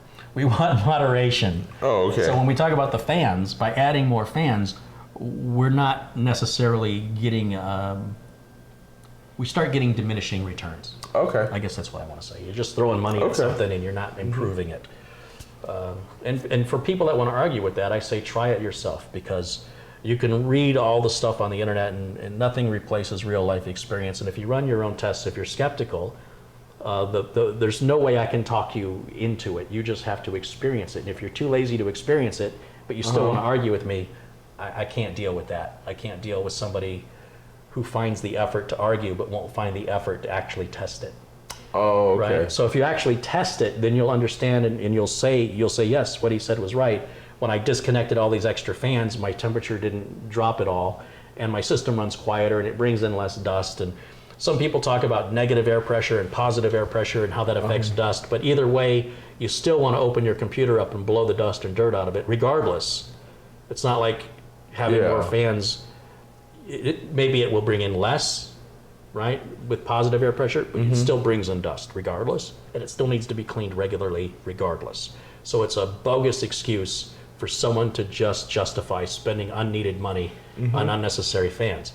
And it's a battle. It's a battle with some of these people because they absolutely are passionate about their fans, and it's a strange behavior that exists on the internet. I don't experience it in, necessarily in real life, but part of my battle is fighting all the misinformation that's out there. And the best way to fight it is to say, try it and see for yourself, right? Because we can talk about it all day. Exactly. But the proof is in the pudding, as the expression goes. Yeah. So what we've got done now is we've got the rear fan hooked up, and we've got power hooked up to the board. Now we need to be able to communicate with the board to turn it on, turn it off, things like that. And that's where those little wires come in right over here on the back side. So you've got a number of wires. Does this look like a lot of work to you, or does this look like it's complicated? No, it's just kind of different because I never did anything like it. Doesn't seem like a lot of work, but it's kind of like detail. It's kinda detail. Like, yeah, it's That's tedious. exactly what it is. Like you got to really know. From me not having, kind of putting things together. I don't put anything together. Right. This is my first time, and it seems kind of like wow, all these wires and stuff. But as we go along, I feel more comfortable. Yeah, you'll find it if you just think of it one wire at a time. Yeah. Then it goes by pretty quickly. If you've ever looked behind if you have a TV and you have a bunch of stuff hooked up, and you look back there and there's a big nest of cables, it may look intimidating to somebody who didn't hook it up. But if you hooked it up and that one goes to my stereo and that one goes to the cable box, it all makes sense to you. See, I label everything. When I took my computer apart, I put yellow stickies on it. This is number 1, this is number 2, this is number 3. So when I come back, oh wow, I hooked it right back up. Although, in the case of a computer, there's only one thing that's going to, there's 2 things that can fit in here, a keyboard and a mouse, and so they've color-coded them. The only thing that's going to plug in there is your monitor. The only thing that can plug in here is your monitor. There's no other place it can fit. All of these USB ports are all the same, so it doesn't matter where you plug in on the USB ports. See, I didn't think about that until now. I was thinking, I don't want to get them in the wrong spot. And your speakers aren't going to work unless you're plugged into the green, but usually the plug is green too. Yes. Not always. So in those cases, what I'm trying to get across is if the plug fits, you've probably got it in the right place. There are a few exceptions. Yeah. And so if you plug your speakers into the microphone jack, obviously they're not going to work. So that one is worth labeling. These don't really matter. This is unique. Only one thing's going to plug in there. Only one thing's going to plug in there. Only one thing's going to plug in there. And a keyboard or a mouse, which they don't even sell these kind of keyboards and mice anymore, I don't think. They're all USB now. But the purple is the keyboard and the green is the mouse. And again, the plugs will match the colors. Yeah. It's making it unnecessary to label everything. Oh, okay. Right? So if you just match the colors and the plug fits, you've got it in the right place. Oh, I didn't think about that. Yeah. So it's a little bit overthinking. Now, we've got a couple of cables here. This represents your USB ports right here. So this right here represents these two USB ports right here. Okay. So these won't work until we plug this in. Now, if we look at the board, where do you think this plug goes? Let me bring it in. Let's bring it in. Oh, this board doesn't support this plug. That's okay. I'm gonna bring that cable in right there. Okay. Now, what's happened is this case has a feature for USB 3, but this motherboard does not support USB 3. It doesn't have the plug we need for this. So I've got an adapter. Well, this will run at USB 2. Let me go grab one of those adapters. Okay. And the only benefit to USB 3 is speed. So if you're transferring a whole bunch of data to like an external drive, it'll happen faster with USB 3. That's all. Oh, okay. But it's all backwards compatible. Anything USB works regardless. Now they sell these at Amazon and other places that electronics are sold. And this is a little adapter. I'm going to just show it to the crowd. And it's going to convert USB 3 to USB 2. And they run about $5, I think, for an adapter like this.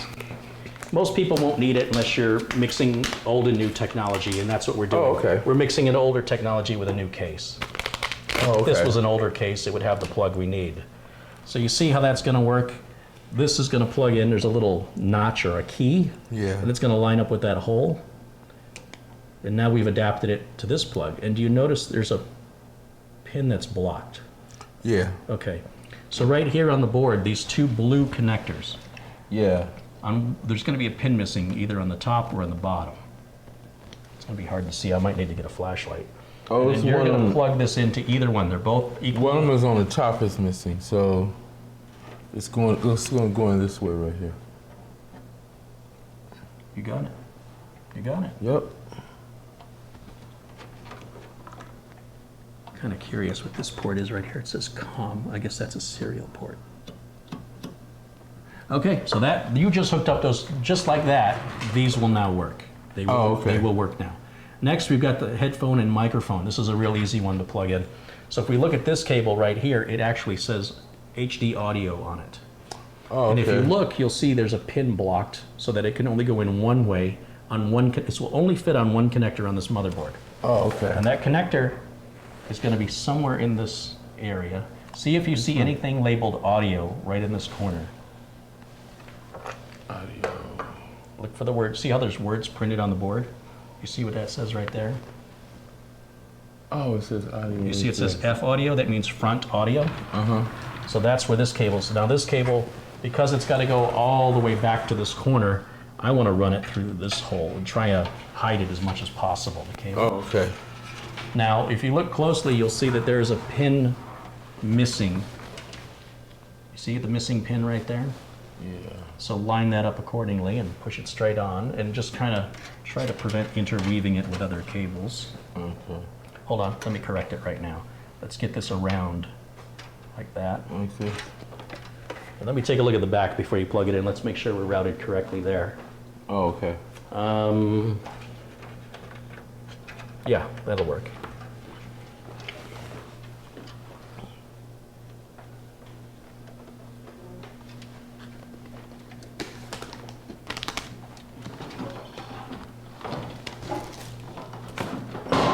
There we go. Very good. So now that bundle of cables that was, so sort of intimidating a minute ago, now we're just down to what's left here is this. Oh, okay. Now, each cable represents a different thing. So the power switch is one cable, the reset switch is another cable, the power LED is a cable, and then the hard drive activity light is your fourth cable, and that's what we've got. We've got 4. Oh, okay. Right? And they're all labeled, and I'm going to just set these through, let's see, let's go, I guess we're going to go down here one way or another. Let's look, I guess like this. Now, if you look at these cables, we've got this one here, it says HDD LED. That's our hard drive LED. And this connector right here, and this is that detail work, right? The LED has a positive and a negative, and if you look really closely, this is hard to see, there's a little arrow on the back side of this connector that shows us which side is positive. If we put this on backwards, we won't hurt anything, but the LED won't work. Oh, okay. Now, I'm going to just put these on for you because they're really small and hard to see, but the hard drive LED on most motherboards goes on the last 2 pins on the bottom with the positive side facing the edge. Oh, okay. Then the power LED, which is right here, they have split, on this case, manufacturer has decided to split the positive and negative out because some older motherboards have a 3-pin power connector and some have a 2-pin, which would mean that they would have to offer you 2 different types of connectors. So by separating the positive and negative, it'll work either way. Oh, okay. And you see the positive written here and the negative written here? Yeah. So we're going to put the positive, just like on the hard drive LED, the positive went to the edge. Yeah. So the positive on the power LED goes to the edge. And I'm just going to hold them together like this. And I'm going to push it on those 2 pins directly above the hard drive LED. So that hooks up our power LED. Oh, cool. Right? All we have left are the power switch and the reset switch. And even though they are labeled as positive and negative, a switch does not have a positive or a negative. So in other words, if you put it on upside down, there's no such thing. Oh, okay. So the way a switch works is when you push the switch, it makes a connection, and when you let go of the switch, it breaks the connection. That's why there's no positive or negative. That's all it does. Oh, okay. You push a switch, makes a connection, let go of the switch, breaks it. When you turn the lights on in your house and you flip the switch, it's connecting. And when you break the switch, when you flip the switch off, it breaks the connection. It'd be like if you had two pieces of wire that were live, and you push them together, the light would come on, and then you take them apart, the light would go off. You're breaking the circuit. Oh, okay. Right? I think of it like plumbing. If I had a pipe running from here to the street, and I cut the pipe in the middle, it's not going to flow out to the street anymore. Yeah. I've broken the circuit. Like if I had like a big hose that connected and it went around in a circle, and I cut that hose anywhere, I've broken the circuit. Oh, okay. If you think of cars going around what do they call that? A circuit. Race cars, they go around a circuit. Yeah. It's a completed circle. So what that does is it breaks the circuit, a switch, or it connects the circuit. That's all it does. Therefore, there's no positive or negative. It doesn't matter. Oh, It's irrelevant. So to plug our switches in, you'll see one says reset right here on the connector. Yeah. And that's going to go right beside our hard drive LED right there. And the other one will say power switch or power SW. And that's going to go just above. I mean, it's hard to see that, and it can be a pain to try and get those on there, but that's all you have to do. And I thought I'd do it for you just because it's simple. Oh, okay. I don't think, I mean, it's simple for me. It'll be a little more difficult for you because of the lighting's really tough in there. But that's all there is to it. You basically hooked up all the cables except for power now to the drives and the data to the drives. Oh, okay. Now, if you look on the back of the drive, there's 2 different kinds of connectors. One is for power and one is for data. Oh, okay. Now, if you look, we've got different kinds of connectors here, right? Yeah. And all we need to do, it doesn't matter which cable you use or which connector you use. They're all the same. Oh, okay. It's just like when you're choosing where to plug in a lamp, it doesn't matter which outlet you plug it into, right? They're all the same. Now, we can either run one cable here and another cable up here, or we could, if there's enough room to stretch it, we can use one cable if it'll reach, which it doesn't look like it will. What if we go the other way? What if we went here? So this could reach if we move this over. See what I'm saying? So, oh, okay. see how there's a little groove right there? Yeah. So that says it can only go on one way, and I just push this on. And I'm gonna take this back off here in a minute so you can do it. But that's how that fits. Now I either need to run another cable to here, but if I want the cabling to look as clean as possible, wouldn't it be nicer if I could just make this reach? Yeah, exactly. And it's a little bit of a stretch to get all the way over here. But if we take this out and move it over here, yeah, you see it'll fit nice and clean. So I would like you to remove these screws, pull this plastic back, take this out, and just move it over. Oh, okay.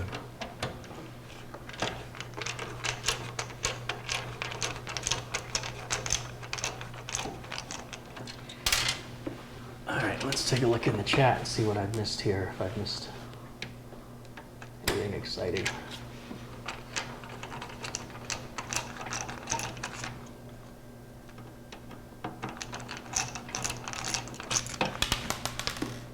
We got a runner.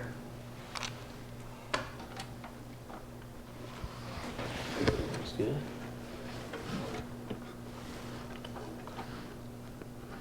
And this just came out, right?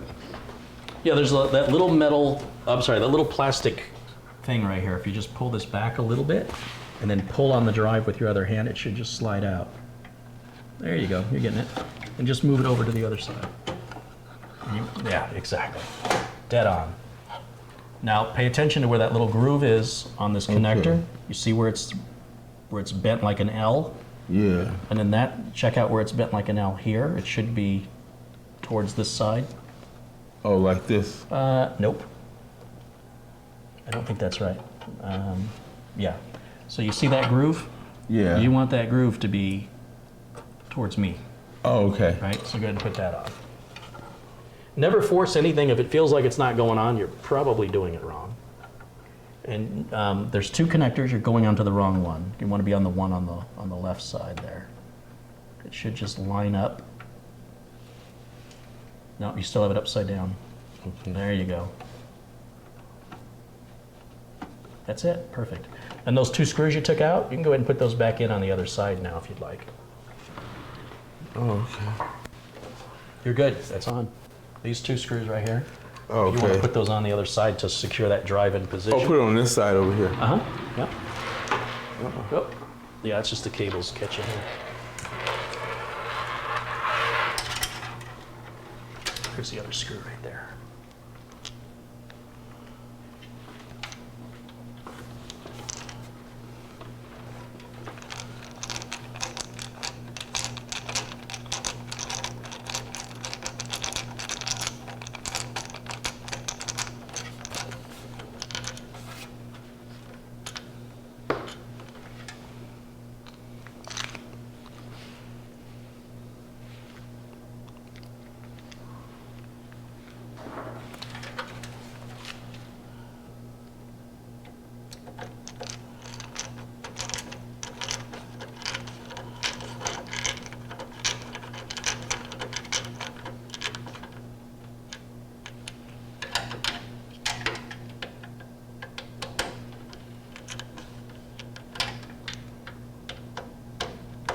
And it doesn't have to be tight. It's just, it's basically just, its only purpose is to keep the drive from sliding out. Okay. Right, and when the case gets moved around, you know, there's a potential for it to slide out of there if it's not secured. James Duke has contributed 20 pounds. He says, I love this channel. Carrie's given me the confidence to have a go and try to repair my laptop, and it worked. Graphic card replaced at a Dell Precision M6500. Well done. I love it when my students make me proud. That's a moderator all day right there. Okay, now, all we have are these data cables. So each device needs its own cable to transmit data to the motherboard. So the solid state drive needs one. One end goes to the solid state drive and one end goes to the motherboard. Let's see if you can figure this out without me telling you any more than that. Pay attention to the end of the cable. It is designed to only go in one direction. And I can give you a flashlight if you'd like. So remember, one end is going to go on the back of where you just put the power cables, right? So we just put the power cable on here and here, right? Yeah. Now we need to put a data cable on each of these. So it's not gonna go. It's not gonna go over here anywhere. It will. It will go. So there's two cables, one cable for each device, from the device to the motherboard. So this one. Yeah, you want that metal clip facing up. Middle foot facing up. So. There you go. Perfect. You got it. Now, where do you think that goes on the motherboard? This one I figured would go. You got 6. That's right. And technically, any of the 6 will work. But I like to use, they usually are numbered. Outside? Yeah, I like to start, well, the motherboard will usually, somewhere in fine print on the board itself, it'll have numbers. It'll say this is port number, and you can see it very small right down there. It'll say one side is, you know, it'll say 0 and 1 and 2 and 3. So what I would do is I would start with this connector right here. And I could be wrong, but it'll work regardless. And then you've got this other, that's it. When you heard it click, it's in. Oh, okay.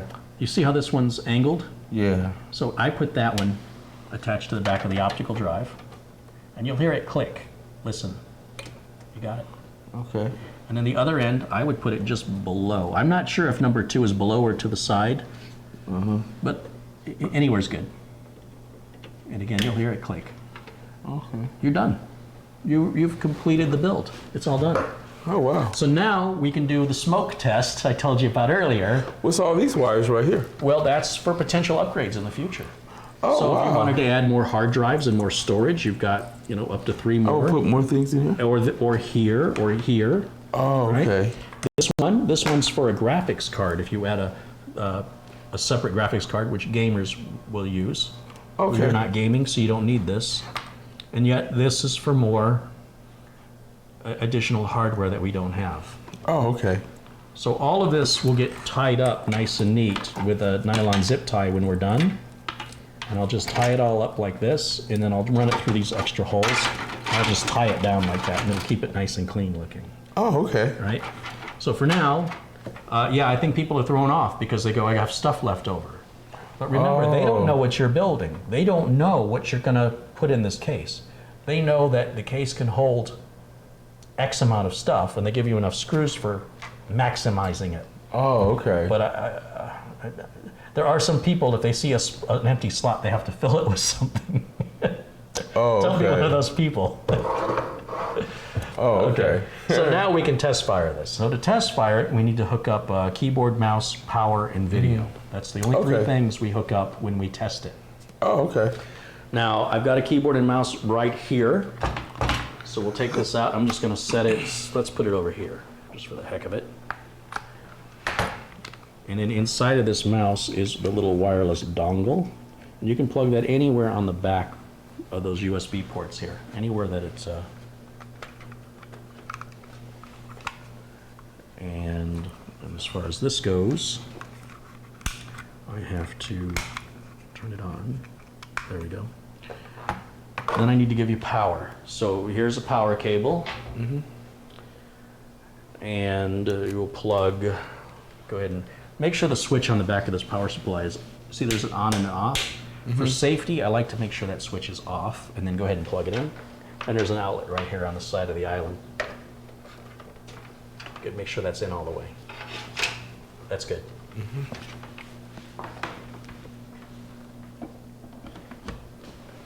And finally, let's just steal this video cable off of the camera I was holding a moment ago. We'll just take that and put this little adapter on it. Okay, that's good. And go ahead and plug, you see how that cable's shaped? Yeah.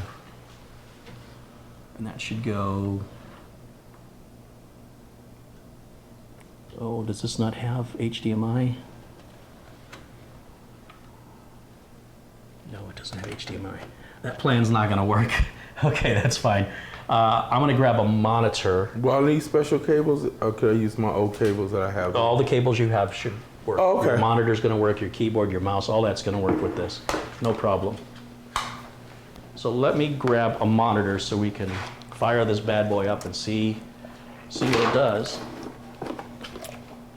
Set this over here. And we're gonna move all this aside.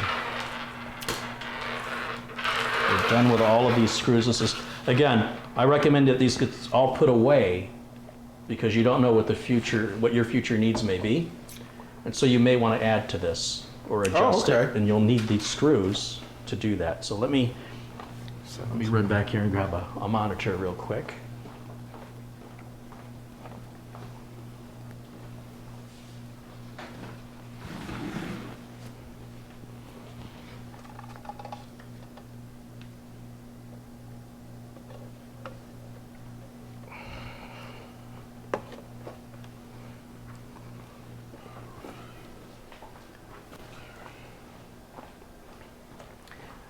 So now we check the quality of your work. Okay. If it works and it turns on, you did it right. If it doesn't, Okay. we missed something. Okay. But I'm looking at it and it looks like you just nailed everything perfectly. So I'm just going to plug a cable here onto the back of this screen. And I would like you to plug this end into the appropriate place. It's the only place it'll fit.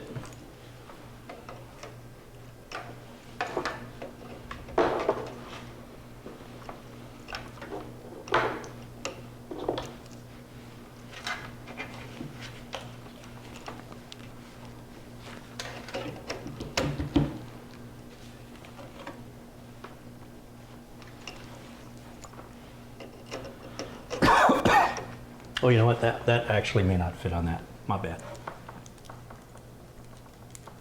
Let's try that one instead. Oh, That okay. connector. Okay.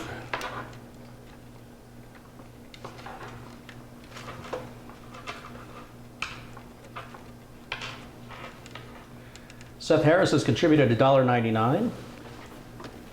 Thank you, Seth. Can you be a moderator? Yes, please behave as a proper example, Get or ready for us. moderator status will be revoked, just so you guys know. I expect the best from my moderators. Seth Harris Poor has guy. contributed $4.99. He says he's been watching since he was 12 years old. I'm 17 Yeah. now, and I run my own PC repair business. I have also 3 of my own computers and 2 for other people. That's awesome. Good job. Kelly Strubert has contributed $10, and yes, he's contributed as well to the, recognize the name. Thank you, Kelly. Thanks for your contribution. All right. You ready? Are you nervous? You think it's going to work?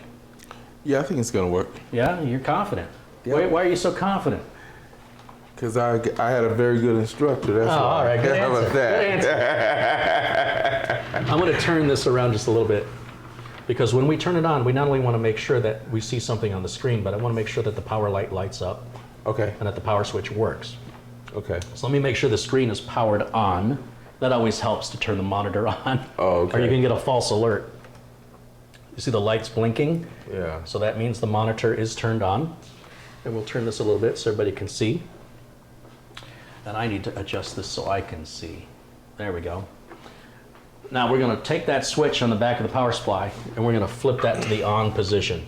Now you see the PC doesn't turn on, right? That's just allowing power to flow. That's why you never work on a computer with power plugged in, because it still has power going into it. Even with the Okay. switch off, it's not safe. It's not as safe as it could be. So anytime you're going to open the inside and work inside of a computer or any electronic device, always make sure you're disconnected from the wall. Oh, okay. All right. So now that we've got power flowing, I want you to go ahead and hit the power button, and the fans should spin up. Let's see what happens. Does the light light up? Yep. Okay. Are the fans spinning? In the box. Hmm? I hear something. Do you see fans spinning? Is this fan turning? Oh no. Is this fan Oh turning? yeah, it's turning. We didn't hook up the front one, so that's good. Okay. Now, take a look at the screen. Is it powering on? Yep. Starting Windows. Oh, it's got, I think it's still got my customer stuff on there. All right, so that works. So we're gonna do a clean install of Windows 10 on this. This is a used hard drive, so it has the Yeah. customer who owned this had Windows 7 on it. We're not gonna use Windows 7, we're gonna use Windows 10. So I still have. I put in a request to the lady to give me for Microsoft Office. I put in a request to send me that link again, so I can upload it. Good, On my computer good, again. yeah. When you get this home, you'll be able to throw Microsoft Office on there, no problem. Yeah, I send her. I'm send her email. So what we're going to do now, since we know the system works, it just booted into a, again, because it's a used hard drive, it already had an operating system on it that was used with this motherboard, and that's why everything worked and booted into the operating system. So I've got a Windows 10 installation right here, and we're going to plug the this. fan went off. Yeah, because I shut the whole computer off. Okay. Right? So with the computer off, I'm going to plug Windows. This is a Windows 10 installation. Okay. I don't install from disk anymore. I install from USB because it's faster. Oh, okay. And then I'm going to turn it back on, and I'm going to instruct it to boot from the USB instead of booting from the hard drive. I want it to boot from the USB, and the way I'm going to do that is I turn it back on, And I think you hit F10 or F12, and you got to do it pretty quick. I think it's F12 if I'm not mistaken. Let's see. F12 is boot menu. Yeah. So now this option of stuff comes up, and I want to boot. It actually sees it as a hard disk. I don't know how to expand that. No, that's not what I want. Oh, yeah, okay. So it says, which hard disk do you want to boot from? The Silicon Power USB drive or the internal hard drive? And I want the USB drive, so I hit enter.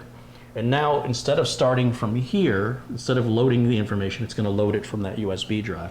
And that starts our Windows 10 installation routine. Oh, okay. And Windows 10 is installed very easily. You just follow the on-screen prompts.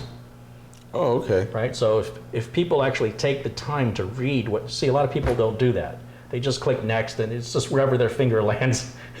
But if you actually read what the screen is asking you, it's pretty clear how to install Windows. Oh, okay. Right? So what we're going to do here is it's going to come up and it's going to ask what language. We're in the United States, we want English, and so we're just going to hit enter, or I'm going to use this mouse and click next. And then we're going to hit install now. And then in just a moment, it's going to ask us to agree to the end user license agreement that nobody reads with all that lingo mumbo jumbo that only lawyers can understand. It's asking for a product key. We don't have to install one yet. I will do that later. For right now, I'm going to click. A lot of people don't see this. It's like it's right in front of them and they don't see it. And Microsoft has intentionally made the font a little smaller and kind of tucked it away. But yeah, we can click I do not have a product key.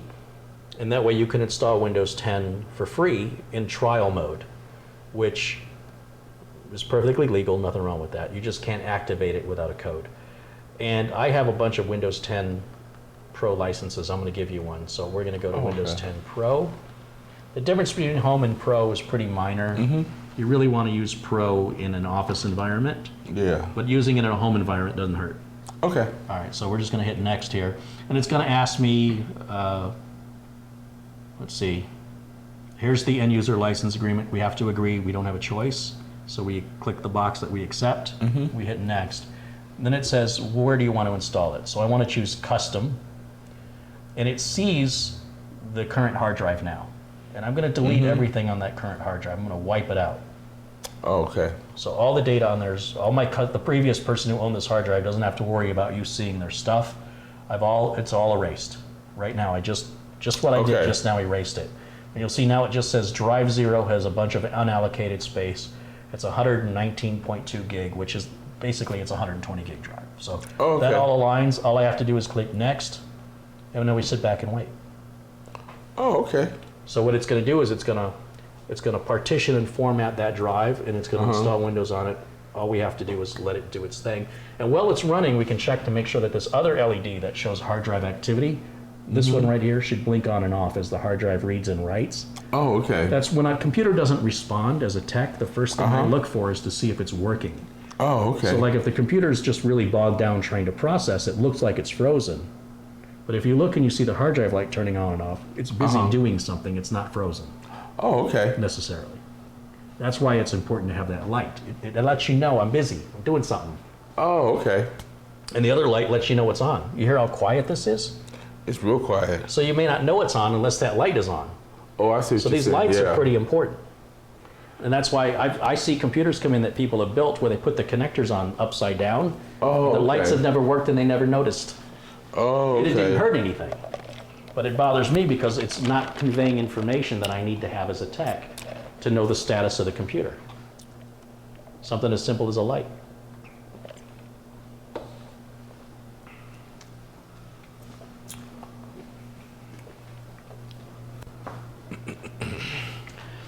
Now, it's about impossible to actually securely erase a solid-state drive. And if the data on there was critical and the customer was that concerned, we would have to destroy the drive in order to securely erase it. What I have done is I have told Windows to erase all the partitioning information. And so for an average computer user like yourself, the vast majority of computer owners, it is well beyond their abilities in both tools and experience to be able to extract any data off of this drive. after what I've done. Oh, but okay. experts who know what they're doing could still pull some of the customer's data off of this drive. So when I tell you I've erased it, it's conditional. Oh, okay. For the most part, I've erased it. But yes, if there was a professional data recovery organization that could spend the time and effort and had the tools, they could extract some data back off of it. Oh, but okay. you ain't doing that anytime soon.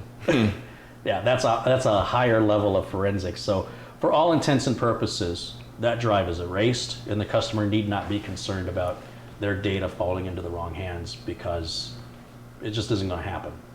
You don't have the ability. You don't have the motive to spend the time and effort to extract the data off of that drive. Oh, okay. But somebody who was dead set to get it still could. Uh-huh. Oh, okay. And so if there was ever data on a drive that you were concerned about falling into the wrong hands, the only secure way to erase it is to physically destroy the drive. Oh, okay. And especially a solid state drive, because solid state drives have something called wear leveling. They don't write like a mechanical drive, and they're much more difficult to securely erase.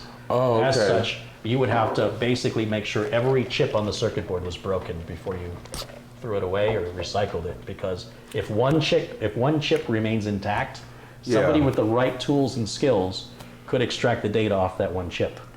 Oh, okay. But it's not likely. Again, that requires a certain level of skill and tools that is not available to the common computer user. Oh, okay. And I mention it because some people in the chat room have commented about it, and I wanted to clarify what's possible versus what's probable. Oh, okay. All right, looks like another contribution came in here. Let's see, this is from Gatorman8052. He's contributed $10. Hey, Carrie, love your channel. Thought I'd make it an even 35. Oh, that's nice. Thank you very much. If you ever need an extra mod, I'd be happy to help out. You got it. I can always use an extra mod, especially from a supporter. I appreciate that, and thank you. Now, installing Windows, even on a system that is, like I say, I built this for the customer in 2011, so it's about 7 years old. You'll see Windows is going to install in no time. It's still a fast system, especially compared to what you've got. Yeah, it just completed. Yep, so we're just going to let it continue to run.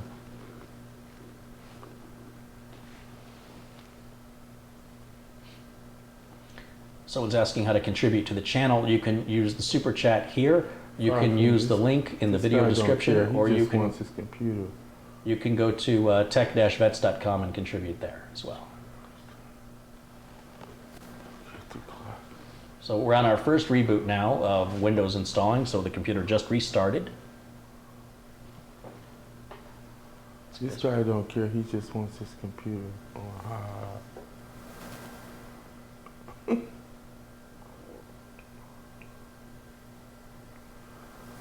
Send me his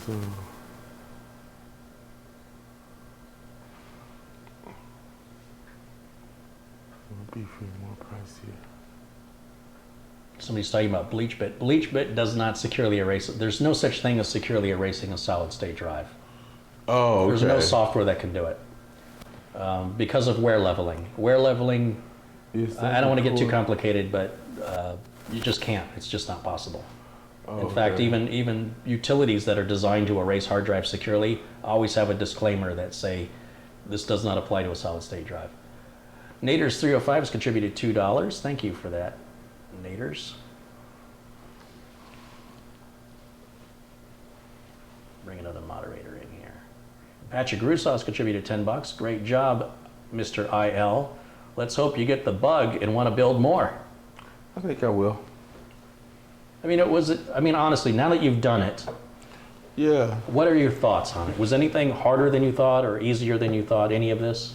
No, it was just following your direction and paying attention to details. But compared to what you thought you were going to do today, how did this align? Yeah, I didn't really think it was going to go like this, because you explained what each part mean, where it go in there, how the wires hook up, and that's like really good, because I'm really a visual person. Yeah. And I like how you went through each step, because I didn't know, like this board, I was like, what is all this stuff on that board? Yeah, each one you explained, that's what I like that. And people are like, well, you don't know. I said, no, I need it in a simple, you did it in the simplest form. I understand it now, and I know then I can go and you see how at first I want to like, oh, I gotta take notes. That's how I'm gonna go. But I, like you said, I can look at the video. That's right. And follow these instructions and go it over and over again because I watch. Yeah. Every detail, every wire. Yeah, how everything go in there, you explain to it. And if I want to write it down, I choose to. But I can look at this video and see. I like it. You were very detailed. I understand each component And what its purpose that went in is. there and all the wires, where the wires go, wires I'm not And going why. to use. Yeah, and why? Yeah. You know, I got the extra wires for the future if I want to upgrade, do graphics or something else. And Maybe you want to add more storage space, Exactly. right? And you should be able to, with a little research and watching the videos on YouTube, I have no doubt you could easily conquer that on your own without any help. Yeah. Now that you have an idea of how it all pieces together, what it feels like, and you know, it's a great sense of accomplishment. You just brought this thing to life. Yeah. You took something that was dormant and you brought it back to life with your own two Exactly. hands. It's just a great sense of fulfillment.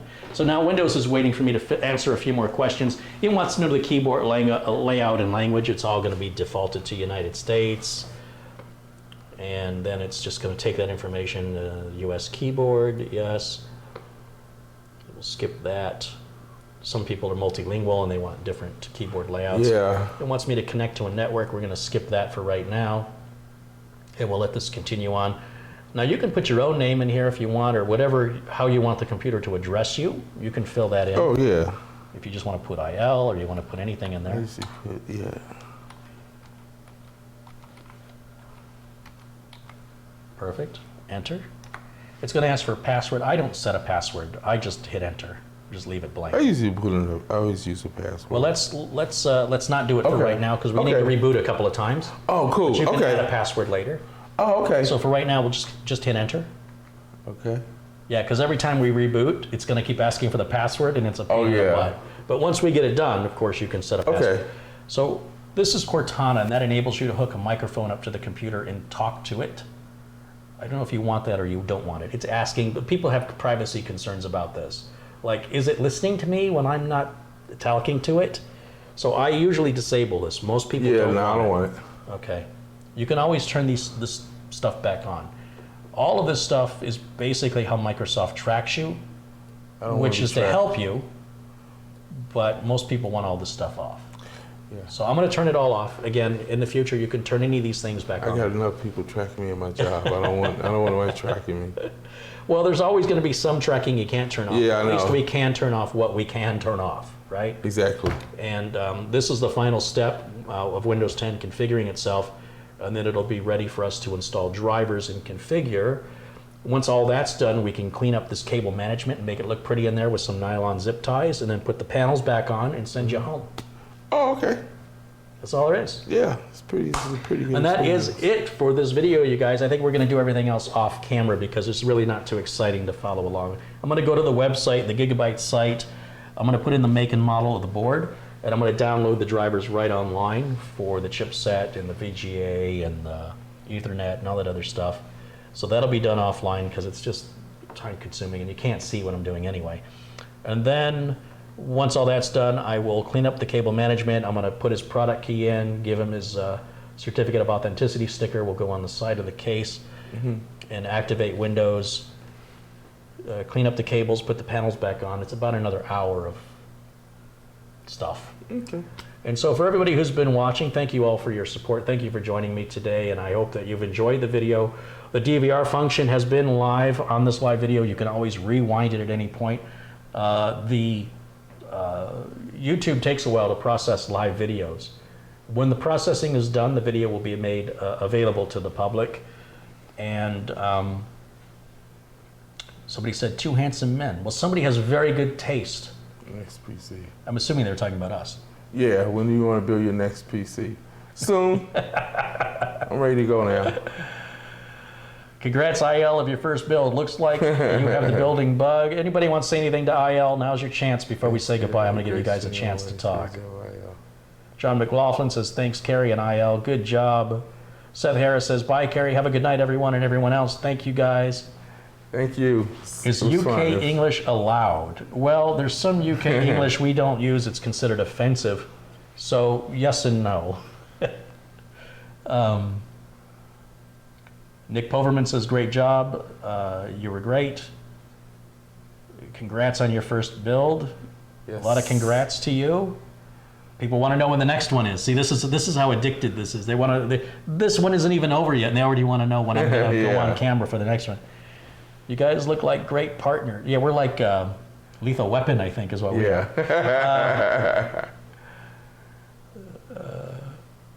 IL is the man. I love him. All right, you're taking away all my attention. You need to go. Dave Murray says, nice job, IL. Oh, this is fun. You guys are very kind. Thank you for all the support. Thank you for the kind words. We really appreciate it. Yeah, thank you for joining it. us. For all the contributors, thank you for your contributions. To the moderators, thank you for keeping it civil in the chat. For those of you who've joined us throughout the live feed, thank you for joining us. And for those of you that were trolls and jerks, good riddance to you. You're not welcome here. There, I think I covered everything. Yeah. That's going to wrap it up for us. On behalf of IL and myself, thank you guys for Peace. joining us. And we will see you all again very, very soon. Until then, bye for now. And we're still live. Hold on. Hold on. I have to click a button. Okay. Hold on. Here we go. All right, guys. Till next time.